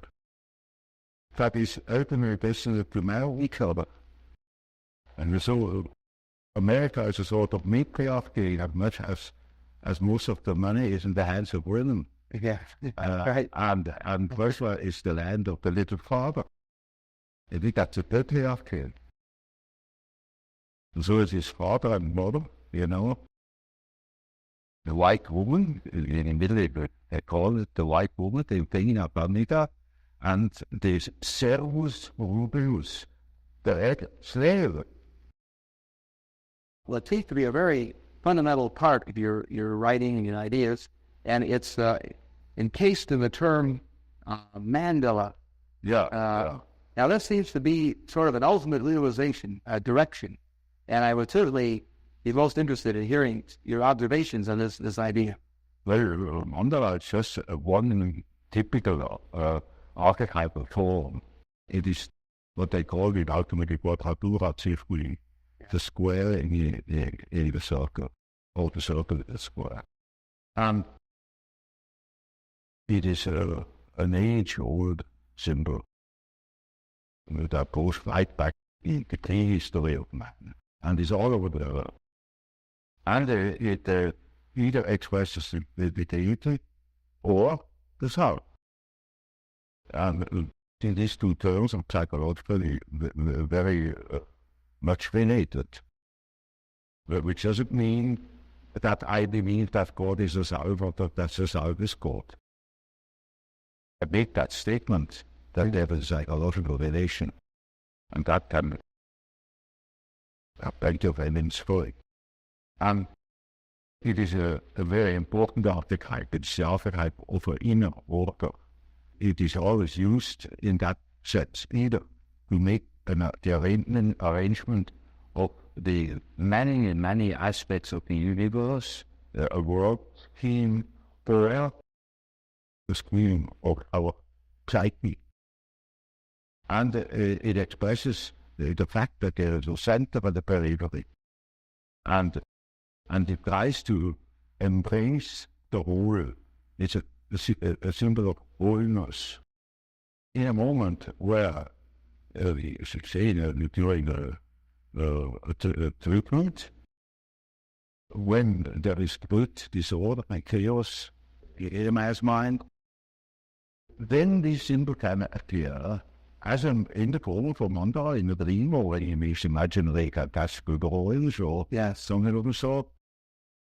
There is continuity affairs as a compensatory archetype, bringing order, showing the possibility of order, centeredness. And it is a center which is not coincident with the ego, but with the wholeness, the big wholeness. We are wholeness, which I call the South. This is the term of wholeness. And I not whole in my ego. My ego is a fragment of that personality. So you see, that the center of a mandala is not the ego. It is the whole personality, the whole self, the center of the whole personality. And it plays a very calling English, for instance. But in the Middle Ages, equally.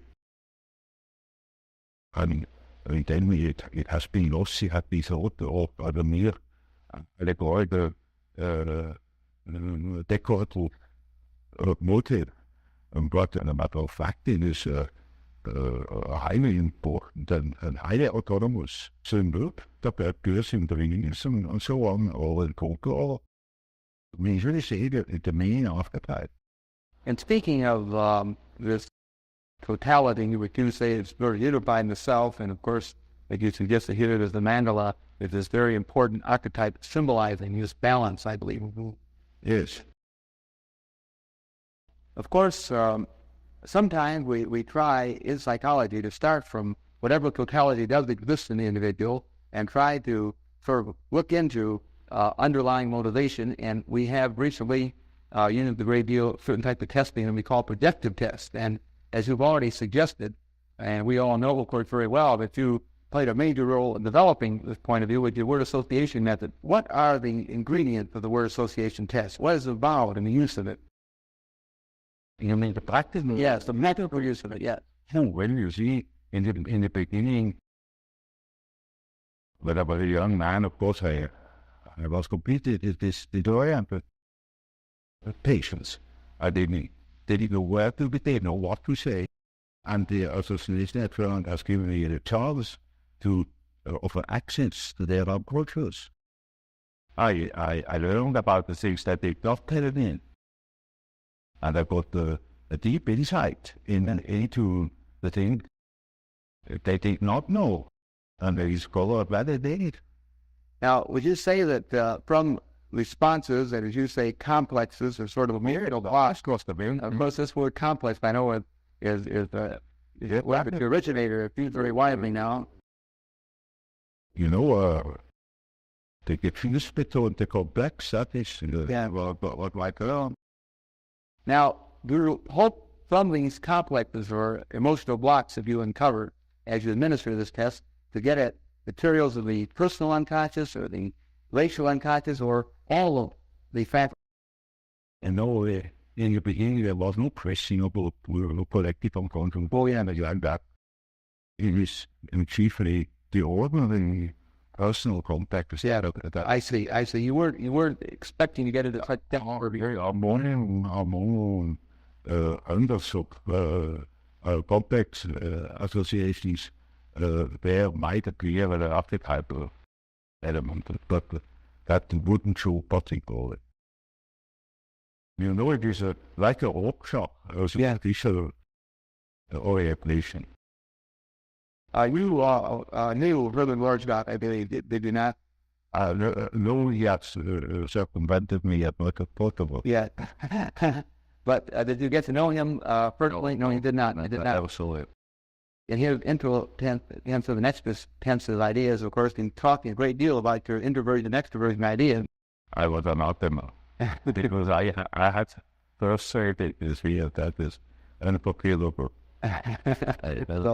Well, you really didn't have any personal contact with Roosevelt. No personal relation at all. No, I see. Are you familiar with his test? Yes, actually, Yeah. in a way. But I never applied it. Because later on, of course, I didn't apply the association test anymore because it wasn't necessary. I learned what I had to learn for the exact examination of psychic reactions. I think it is a very excellent end. Would you say, for example, that the practicing psychiatrist, the clinical psychologist, or the practicing psychiatrist couldn't use the projective tests like the Freud for the education of the psychology? So the practical psychology meant to actually work people. I think the best means to make me see how they're going to work. Is that right? The projective test. And it seems very deductive. Then can demonstrate the repression or amnestic phenomena, the way in which people cover their emotions and so on. It is like an ordinary conversation, but seen and measured in its principles. And that makes us really actually. You observe all the things you observe in a conversation. For instance, you ask people something, discuss certain things, and you observe little hesitations in the state of speech, certain gestures, all that comes in the forecast. And measurable, Yeah. in the experiment. I think I don't overrate the deductive value of it. I think very highly of it. There's an instinct, interpretation of your opinion. Or if I had a case that doesn't want to be told, I can make the experiment, but I find out a lot of things through the experiment. I have, of course, discovered the murder. Is that right? Oh, Would you like to tell us a little bit more how that? really, I detect Yeah. Well, that is the association test I worked out with the example of the magnetic phenomenon. And we have done a lot of work on the camera map. We show the decrease of the volume of 3D and the particles of composite. That is one of the reasons of tuberculosis that arises from such a condition. People have a very shallow breathing, don't ventilate the epicenters of the lungs anymore, and get the tuberculosis. Half of the tuberculosis are psychic. Of course, this matter of psychic tubercular cases and so on gets us into a particularly interesting special case of motivation that we're talking a lot about in the United States today, and I'm sure that if you also listen to the whole area of psychosomatic medicine. Actually, quite a lot of astounding cures of tuberculosis. Yeah, there's tuberculosis where people learn to breathe again. But it wouldn't have helped if they had learned to breathe normally. That wouldn't have helped. But understanding what the complexes was, that has helped them. When did you first become interested in the psychic factors of tuberculosis? I was an analyst to begin with. I was always interested. Yeah. Actually, because I understood so little of it. Or I noticed that they understood so little. This is very much the heart of a lot of our thinking today, the area that we call psychosomatic medicine. Yes, sir. Where we are right now, becoming more and more interested in the very thing you're saying, how the emotional, how these unconscious personality factors can actually have an effect on the body. Mm-hmm. And, of course, the classic examples in the United States in the past have been, for example, the peptic ulcer, Yeah. But they believe this is the case of where these emotional factors have actually created pathology in the body. And of course, we've extended these ideas into many other areas. We, for example, feel that where there already is pathology, that these emotional factors can intensify it. Not only can it create it, but it can intensify existing pathology. Or sometimes there may be actually extensive to pathology without the pattern. Now, for example, many of our physicians, or as you say, alienists in America, say that 60 or 70% of their patients are not individuals who have anything that really physically is wrong with them, but they have disorders that are of psychosomatic origin. Yeah, that's well known. Well, yeah. Known since more than 50 years. But the question is how to cure them. Now, what is the, and speaking of these psychosomatic disturbances, and it is, say, tuberculosis would be one example. We are now, of course, very interested in further research in this matter in the United States, and for that matter, other parts of the world.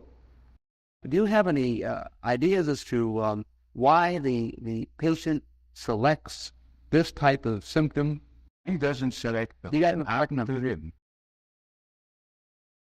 You could ask us as well, when you are eaten by a crocodile, how you happen to select that crocodile? Hasn't selected you. Yeah. Now, of course, for me, in a sense that unconsciously, why you're selected. No, they even out. You don't believe that there's any way of tracing in the personality of the individual a reason. You think that is an extraordinary exaggeration of the importance of the subject, as if we were choosing such things. Now, in the whole matter of psychosomatic medicine, they have now, for example, very recently hinted that cancer may have psychosomatic involvement. And this doesn't surprise you. We know these things since only that 50 years ago. We already had these causes, all sorts of stomach tuberculosis, chronic arthritis, hair diseases, all the psychogenesis under certain conditions. And even cancer, the fact that cancer may have it. Well, you see, I couldn't swear, but I have been a case where I thought now I could wonder whether there was not a psychogenic reason for that particular ailment. It came too convenient. Too convenient. Yeah.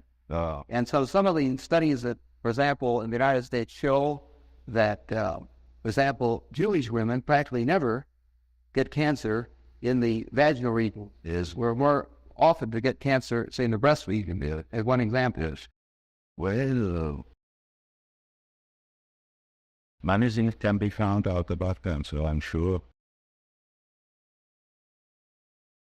You see, to us, it was always a question of how to treat these things. And anything is possible. Any disease has a psychological accompaniment. And it all depends, perhaps life depends upon it, whether you treat such a patient psychologically in the proper way or not. That can help tremendously. Even if you cannot prove in the least that the disease itself is psychogenic. Or you can have an infectious disease in a certain moment of a psychic or ailment or a predicament, because you are particularly accessible to an infection. Yeah. Because angina is such a typical psychological disease. Yet it is a psychological in its physical causation. It's just an infection. But why then? Well, it was a psychological moment. And you see, when it is established and there's high fear and an abscess, you cannot cure it by psychology. Yet it is quite possible that you can avoid it by a proper psychological attitude. So I have this interest in psychosomatic medicine. It's pretty old stuff to you. You've been collecting it for since I've known here long. And so you're not at all surprised by the new development. For instance, the toxic aspect of schizophrenia. I published it 50 years ago. Just 50 years ago, now when with this course. You see, you're far ahead in America with technological things, but in psychological matters and such things, you're 50 years back. Asians don't understand it. Because the fact absolutely, I don't want the general collective you see, we are not yet aware of what there is. There are plenty more of those, even than people have an idea of. I told you that there is a federation who didn't even know what they was called was one, so it was an alteration. You see, everyone who says that I'm a mystic, is just an idiot. He doesn't understand the first word of psychology. When you study human psychology, you can't help noticing that man's psychology doesn't only consist of the ramifications of instinct in his behavior. This is not the only determinant. There are many other.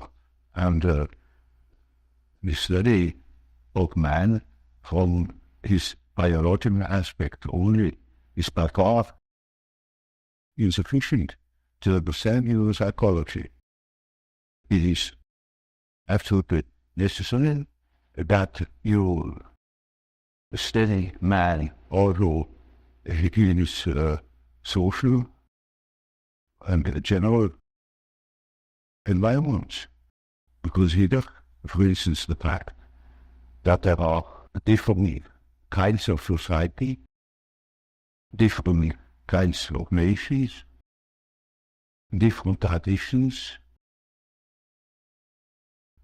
And to that purpose, it is absolutely necessary that one treats the problem of the human psyche from many standpoints, which is a most considerable task, naturally.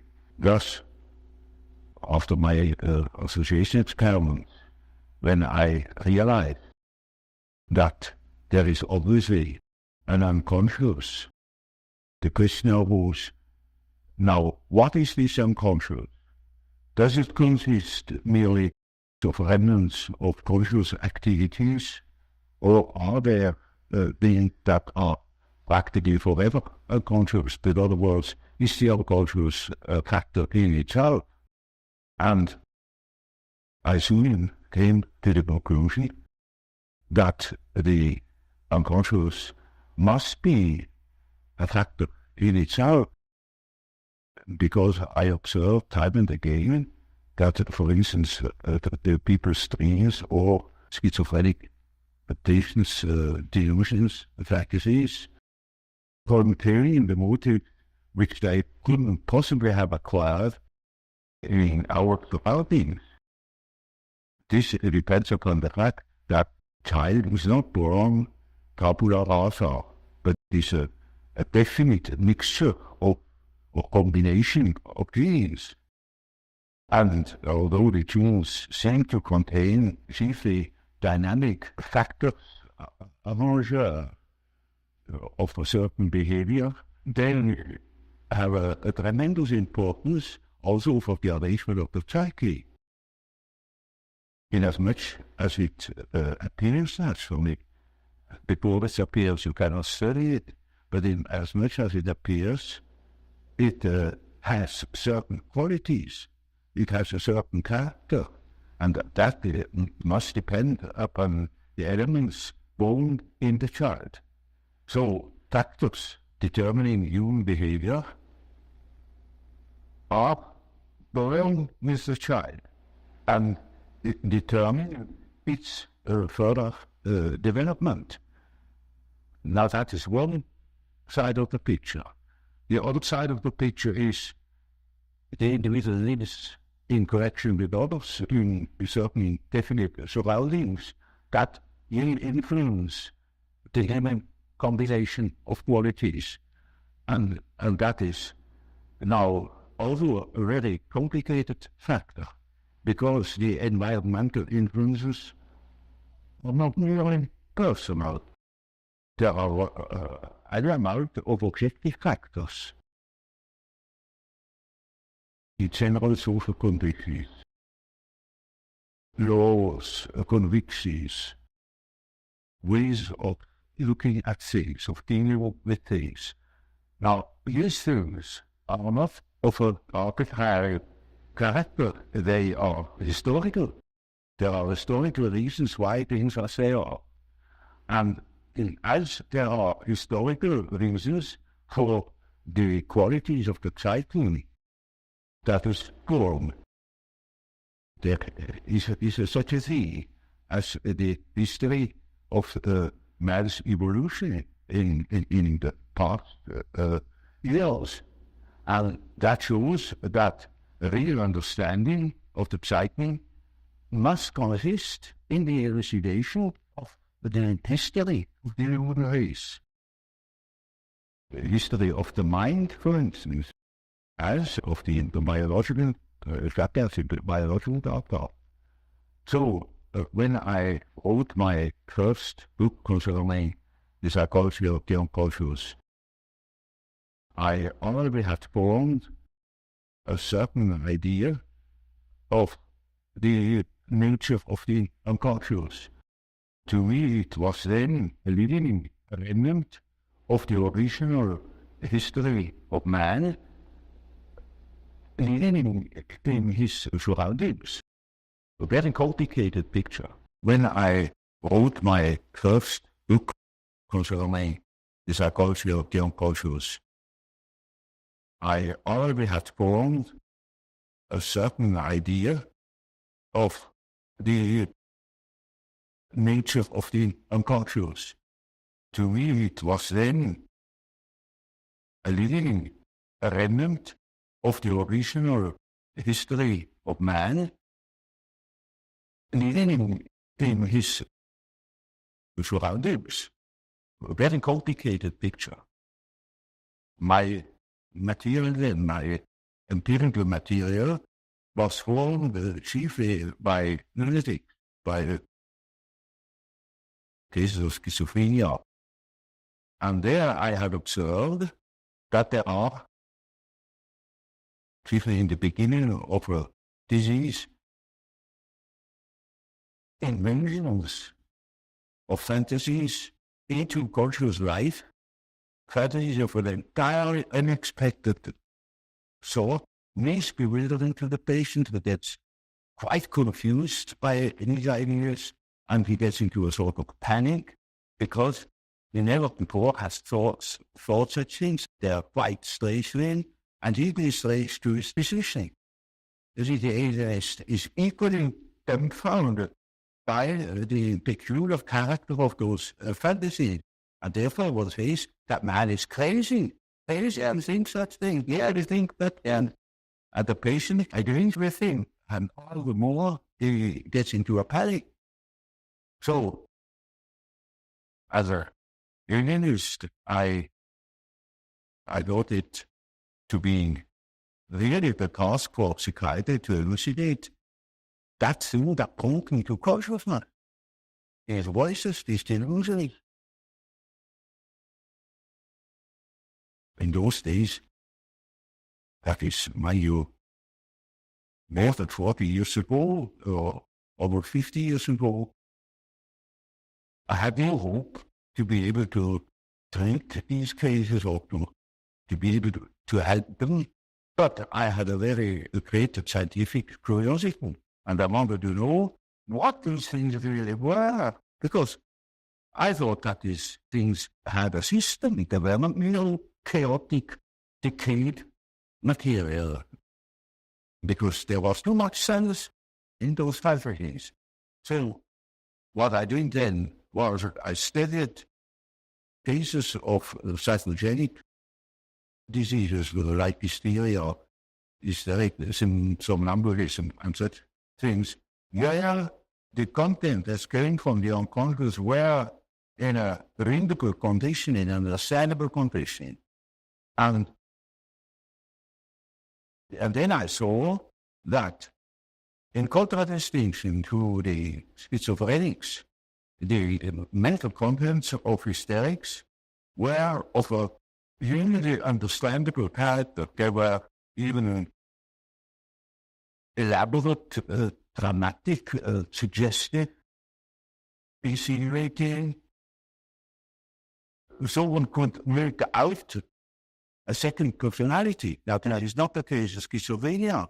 And there, the fantasies, on the contrary, are unsystematic, chaotic, and you cannot make out a proper second personality. Apart from rare cases of a complicated nature. I knew of psychopathic cases, just in the balance between schizophrenia and hysteria,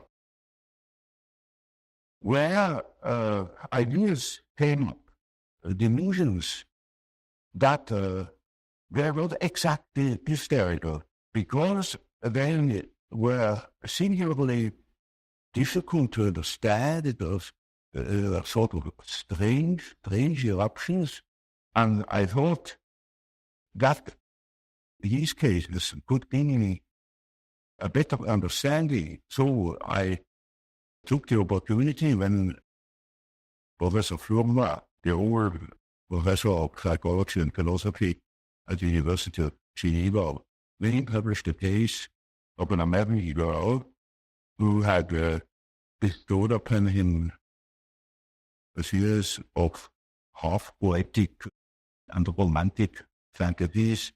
He published this material without commenting on them.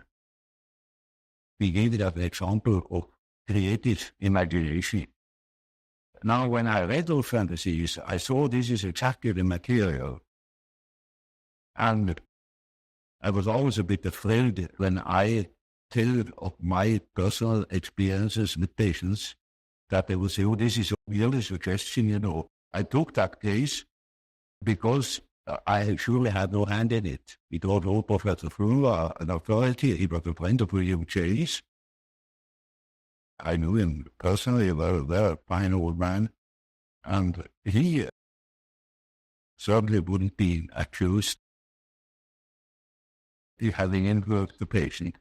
That is the reason why I analyzed these fantasies, and that case became the object of a whole book called The Psychology of Cultures. It is called now Symbolism of Transformation, and I have revised it out for 40 years. It needed it, because it was in the first attempt. And there I tried to show that there is a sort of unconscious, I then simply called it neo-conscious, that clearly produces things which are historical and not personal. It was histological material of the nature of which wasn't understood, neither by Professor Fleur nor by the patient. And there I tried for the first time to produce a picture of the functioning of the unconscious, a functioning which allowed certain conclusions as to the nature of the unconscious.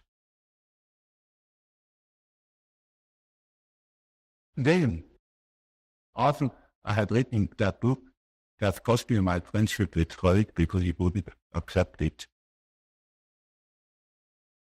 To him, the unconscious was a product of consciousness, and it simply conveyed with the venom.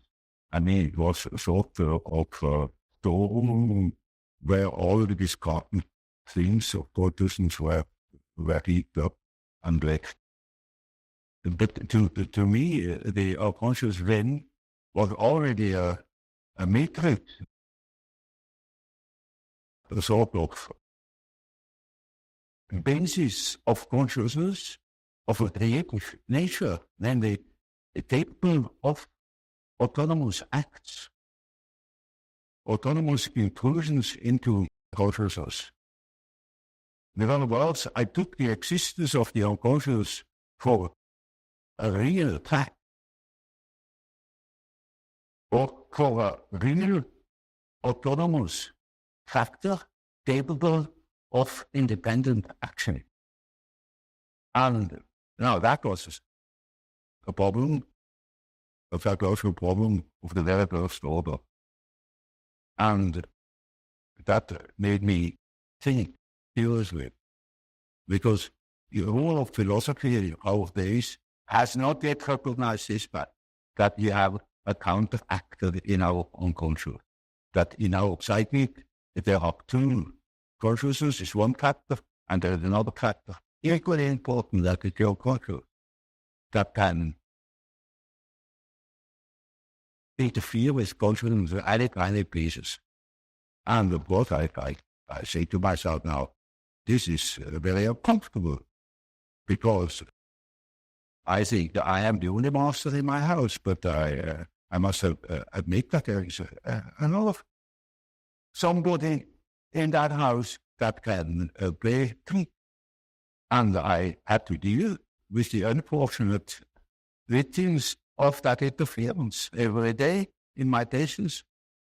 So the next thing I wrote was in 1918, namely a disquisition about the relation between the ego and the unconscious, where I tried to formulate the experiences that are more or less regularly observable in cases where consciousness is exposed to unconscious data, to interferences or intrusions,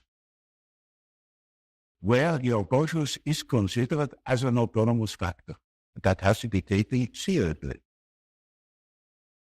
where it doesn't say anymore or undervalue the unconscious by assuming it is nothing but a discarded remnant of consciousness. It is a factor in its own dignity, and a very important factor, because it can create the most horrible disturbances. Now, that was a pamphlet I wrote. It was published in French, and nobody understood it. I saw that the reason why nobody understands it is that while nobody had a similar experience, because the question hasn't been pursued to such an end, namely that one has taken the unconscious seriously and considered it as a real factor that can determine a human behavior to a very considerable degree. I began an examination of the human attitudes, namely how our consciousness functions. I couldn't help seeing versus the difference between Freud and Albert. The difference. The one assumes that the things evolve along the line of the sex instinct. The other assumes that things evolve along the line of power drive. And there I was in between the two, with the justification of Freud's view. I could also see the same for Albert. And I knew that there are plenty of other ways in which things could be envisaged. And so I considered my scientific duty to examine first the condition of the human consciousness that is the originator of ways of envisaging. It is the factor that produces attitudes, conscious attitudes towards certain phenomena. So when you know, for instance, that there are people who see the difference between red and green,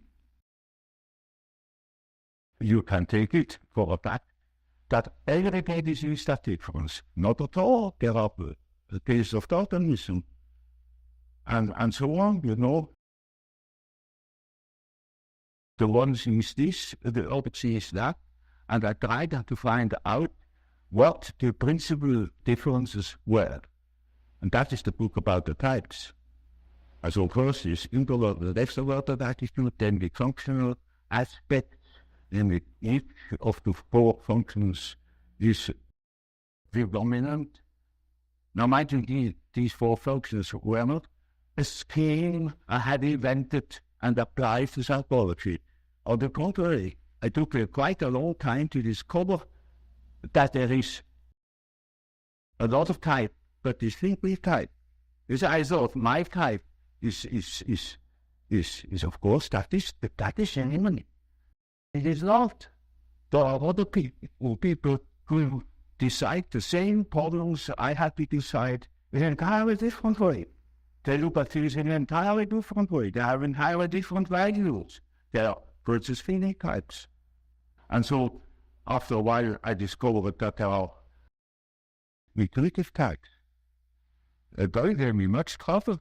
It took me over a year to become somewhat clear about the existence of mythological types. And the last, and the most unexpected, was the dissociation type. And only later on I saw that those are naturally the core aspects of conscious orientation. You can increase the number of principles, but I found that the most simple way is the way I told you. Has to be division by 4 is a simple and natural division of a circle. I didn't know the symbolism of those particular classification. Only when I studied the archetypes, I became aware that it is a very important archetype that had a pain and an onward forward. I also found in the study of the types that it is a certain link as to the personal nature of the unconscious, the personal quality of the unconscious in a given case. But to take an extrovert, well, his unconscious has then an introverted quality, because all the extroverted qualities are played in consciousness, and the introverted let be the unconscious, therefore it has introverted quality, and so on with the functions the same. That gave me a link of the diagnostic value. It helped me to understand my patients. So, Professor Jung, so you began to see, in a sense, your typologies led to a sort of a theory of a psychology of opposites, that the conscious would reveal one side of a type, and the unconscious would be the other side. Yeah. And that this would be a very important way then of helping you to analyze and understand the individual. From a practical point of view, quite important. Well, the point I wanted to elucidate is, in analyzing a patient, you make a typical experience. Namely, there is a sort of typical way in which the integration of consciousness takes place. Namely, the average way is that through the analysis of trees, for instance, you become acquainted with the contents of the unconscious. I already told you this. To begin with, all personal material, subjective questions of the individual, difficulties in adapting to environmental conditions, and so on. Now, it is a regular observation that when you talk to an individual, and the individual is to insight into its inner preoccupation, features, emotions, in other words, hands over his personal complexes, then you get slowly into the situation of a sort of authority. You become a point of reference.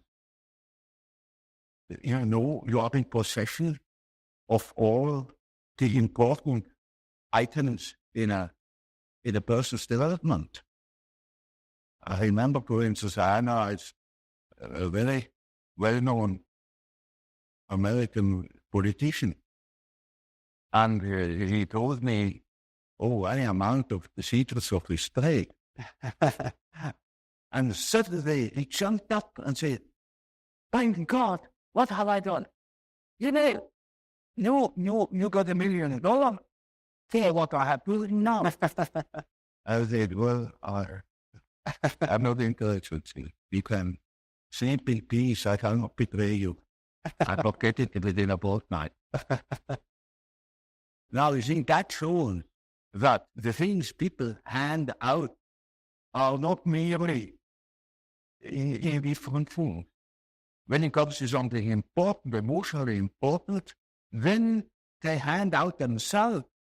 They hand out a big emotional value, as if they were handing over a large sum, as if they were trusting you with the administration of their estate, and they're tiring your hand.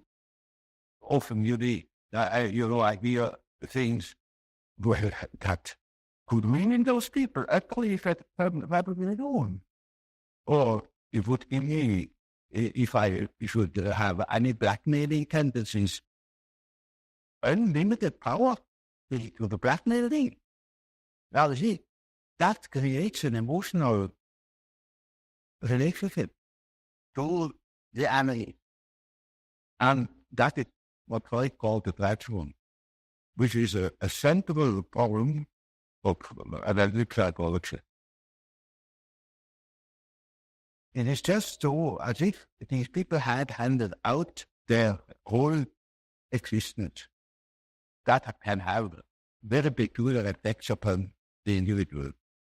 Either they hate you for it or they love you for it, but you are not indifferent to them.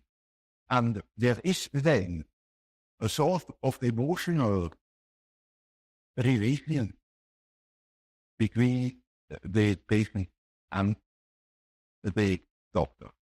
You know, when you hand out such material, these contents are associated with all the important persons in the life of a patient.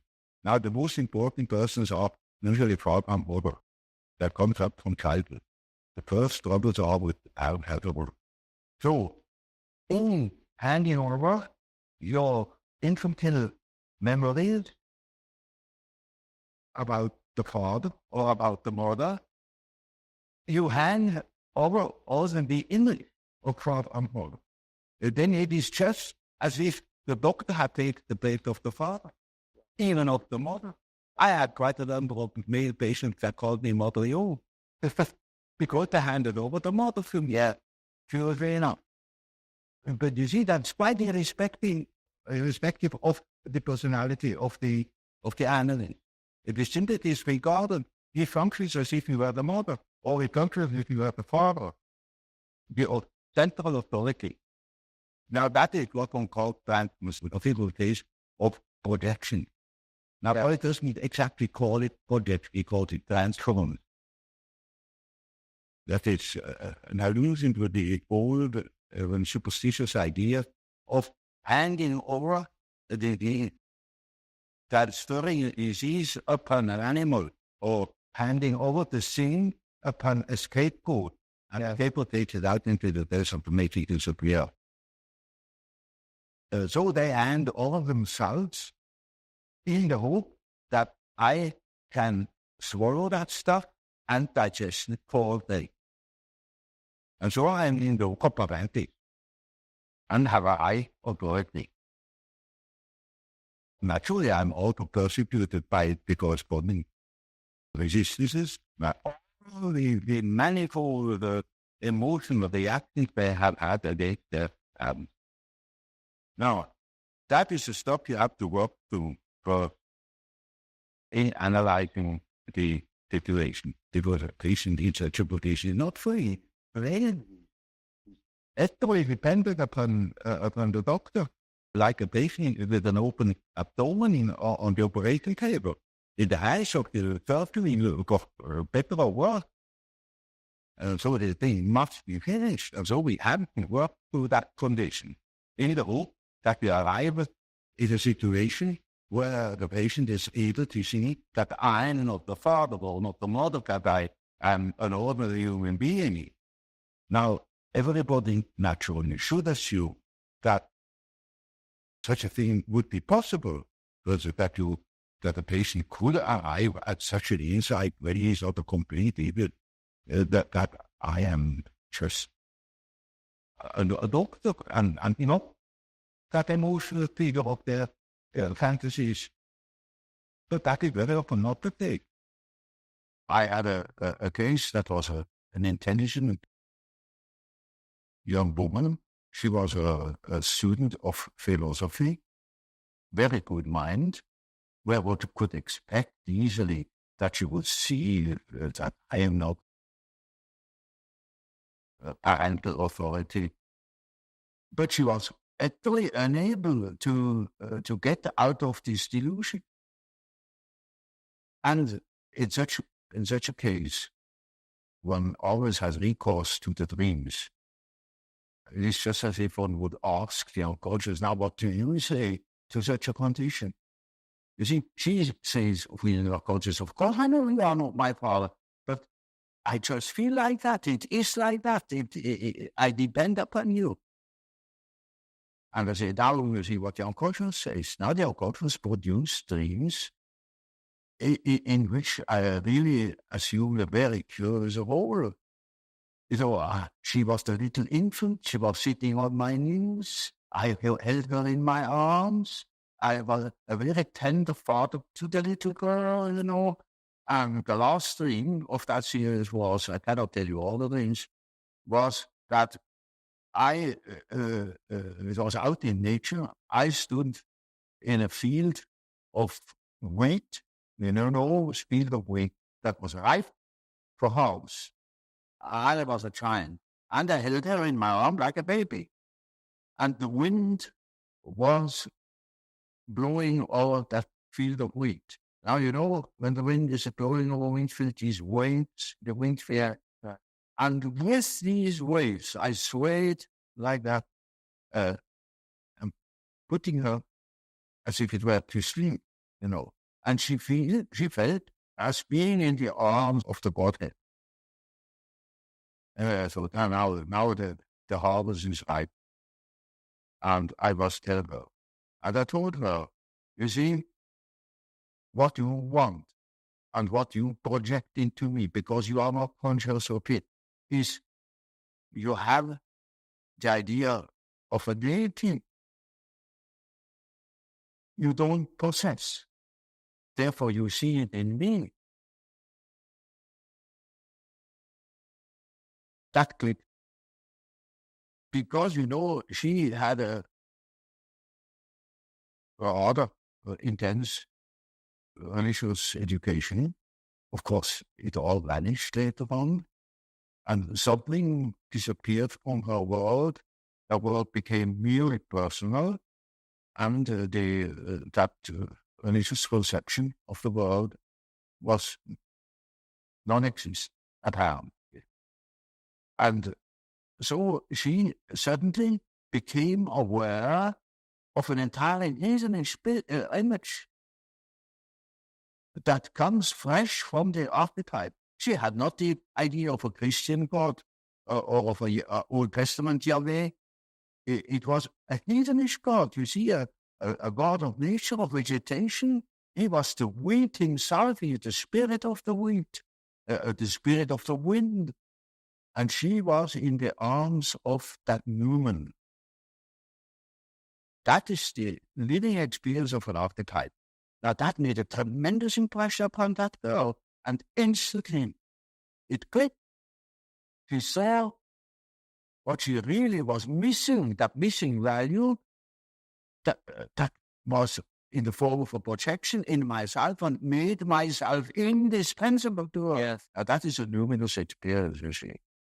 And that is the thing that people are looking for.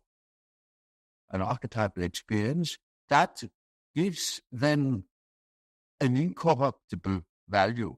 You see, they depend upon other conditions. They depend upon their desires, their ambitions, depend upon other people. because they have no value in themselves. They have nothing in themselves. They are only rational, and they are not in the possession of a treasure that would make them independent. But when that girl can hold that experience, then she doesn't depend anymore. She cannot depend anymore because that value is in herself. And that is a sort of liberation. And that is, of course, makes her complete, In as much as she can realize such a luminous experience, she is able to continue her path, her way, her individuation. The acorn can become an oak and not a donkey. Nature will take her course. She will become that which she is from the beginning. Now, see such cases, quite a number of such cases.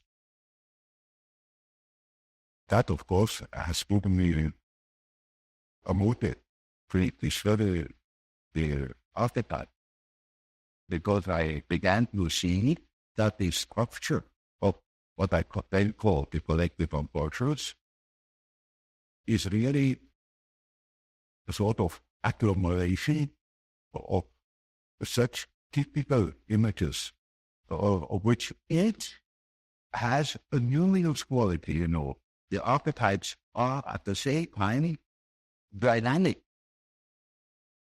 They are instinctual images that are not intellectually invented. They are always there, and they produce certain processes in the unconscious that one could best compare with myth. That's the origin of mythology. Mythology is a pronouncing of series of images that formulate the life of archetypes. And so the statements of every religion, of many poets and so on, are statements about the inner ecological process, which is a necessity because man is not complete if he is not conscious of that aspect of things. So a man is not complete when he is in a world of statistical truth. He must live in a world of with biological truth, that is his biological truth, that is not here with statistics, of with the expression of what he really is, as what he feels himself. So somebody without the mythology is merely an effect of statistics, as it were, the aberrant phenomenon. While the truth is, the carriers of life are individuals, not average number. Yet our natural size links everyone to an average, reduces everything to an average, and of course, all the individual qualities are wiped out. But that, of course, is most unbecoming. It is unhygienic. It deprives people of their specific values, where they are individually. It deprives them of the most important experience of their life, where they experience their own value, the creative background of their personality. I think the trouble is that nobody understands things being apparently. Do you think that the humanity are important for the individual who wants to study the individual? When they see what? An education without humanity is a spiritual man. He loses the connection with this family, as it were. That means with this, the whole standing in the power, the connection with the power, that he lives in that in which man always has lived. Man has power with the myth.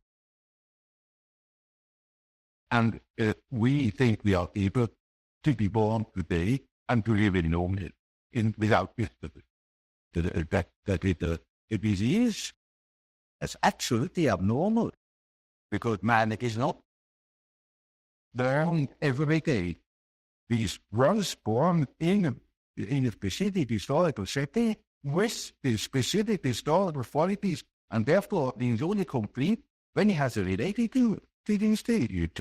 And if you are born without eyes and ears, when you are growing up with no connection with the past, full natural with the sample of natural science, there is no connection with the past. We can write it out, and that is a mutilation of the human being.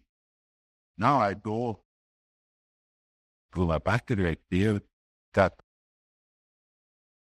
this kind of perceiving had a most extraordinary therapeutic effect. I can tell you that, okay, well, about a young, really girl, the father was a baker, and she had received the entire worldly education. She had no idea of any tradition or so. And then I went further into her history and found out that her grandfather had been a Psychic in Galicia. And when I knew that, I knew the whole story. That girl suffered from a phobia, a terrific phobia, that had been in a psychoanalytic treatment already, with no effect. And she was really badly plagued by that phobia, the anxiety stage of all sorts of. And then I saw that girl has lost the connection with the past, has lost, for instance, the fact that her grandfather was a Psychic, that he lived in the myth, and her father has fallen out of it too. So I simply told her, you would that what you're feeling? You know what to have it on? Then we did make a podcast. I said, your fear is the fear of your way. You know the effect part that within a week she was cured from so many years of bad anxiety state. Because it went like a rifle for her. But I only could say it because I knew that she is actually, she thought she was in the middle of things, but she was not strong. Not made no sense. What is our existence, when we are just average numbers, The more you make people to average numbers, the more you destroy our society. I need a state, then a slave state, then you gotta then go to Russia. There's wonderful. There you can be a number, but what pays it very nearly. Our whole life goes to equilibrium. And so I had plenty of cases of a similar kind. And that has naturally led me on to a profound study of the archetype. Because people were respectful of archetype, and now that thing should be taken into account. That is an enormous factor, very important for our further development, for our well-being. It was, of course, difficult to know where to begin because it is such an enormous extended field. And the next question I asked myself was, now where in the world has anybody been busy with that problem? And nobody, except a peculiar spiritual movement that when together with the beginnings of Christianity, namely the Gnostic. And that was the first thing I'd say to remember. Very well converted with the problem of the time. And made a peculiar philosophy. And everybody makes a peculiar philosophy when they come across it naively, and then we know that those are structural elements of the unconscious psyche. Now they have lived in the first, second, and third centuries, and what was in between? Nothing. And now today, we can fall into that hole and are confronted by the problems of the collective unconscious, which were then the same in 2000 years ago, and we are not prepared to create that problem. I was always looking for something between, something that leads that remote path with the present moment, about to my amazing with this alchemy that is understood to be the history of chemistry. It is, one could almost say nothing less to that. It is a peculiar, more spiritual movement of the philosophical movement, they call no doubt philosopher, like Gnosticism. And then I read the whole accessible literature, Latin and Greek, because it was enormously interesting. It is the make a work of 1,700 years in which there is stored up all they could lay out about the nature of the archetype in a peculiar way. That's truly, it is not simple. And, most of the texts are not published in the Greek. No was published since the Middle Ages. The also was in the middle or end of the 16th century, all in Latin, and some texts are in Greek. And not of me, they're in Portuguese. That has given me no end of work. But the result was most satisfactory because it showed me the development of our unconscious relations to the collective of culture.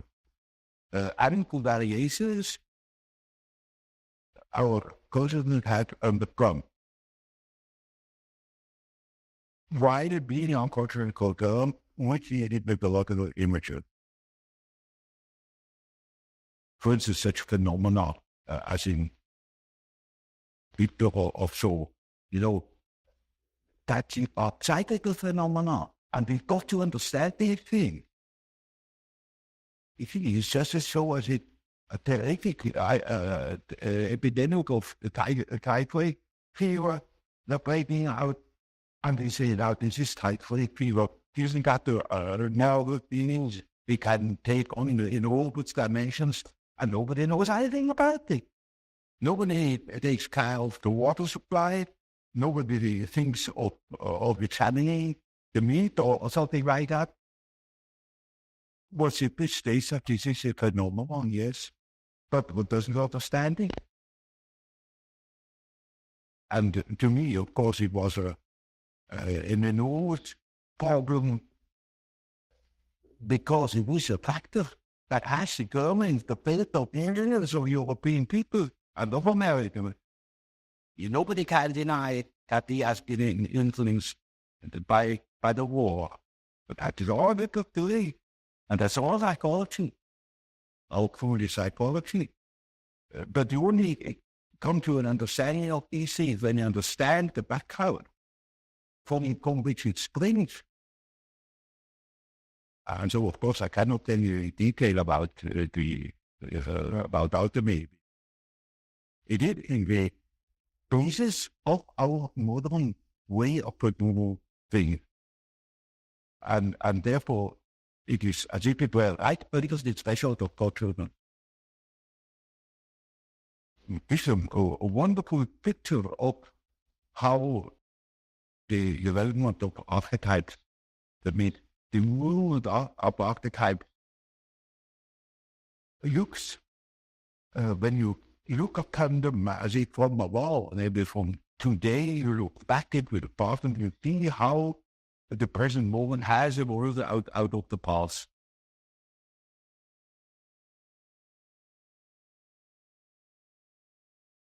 It is just as if the alchemistic philosophy sounds very curious. We should be the mentality from me, analytical me, called hermetic philosophy, of course, that we just a bit at the term alchemy. It is the parallel development as Gnosticism was to the conscious development, say, of Christianity, of our Christian philosophy, of the whole culture of the Middle Ages. And so you see, in our day, they have second view of the world, that's a philosophy.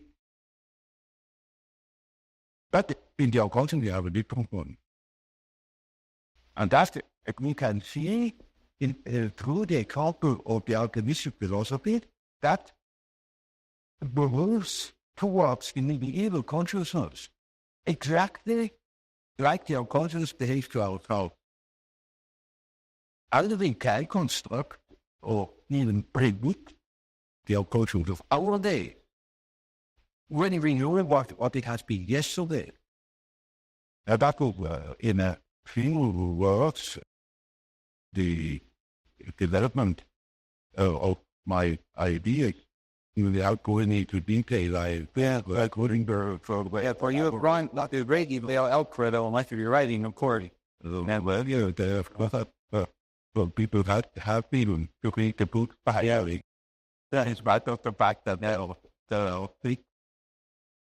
I am sorry.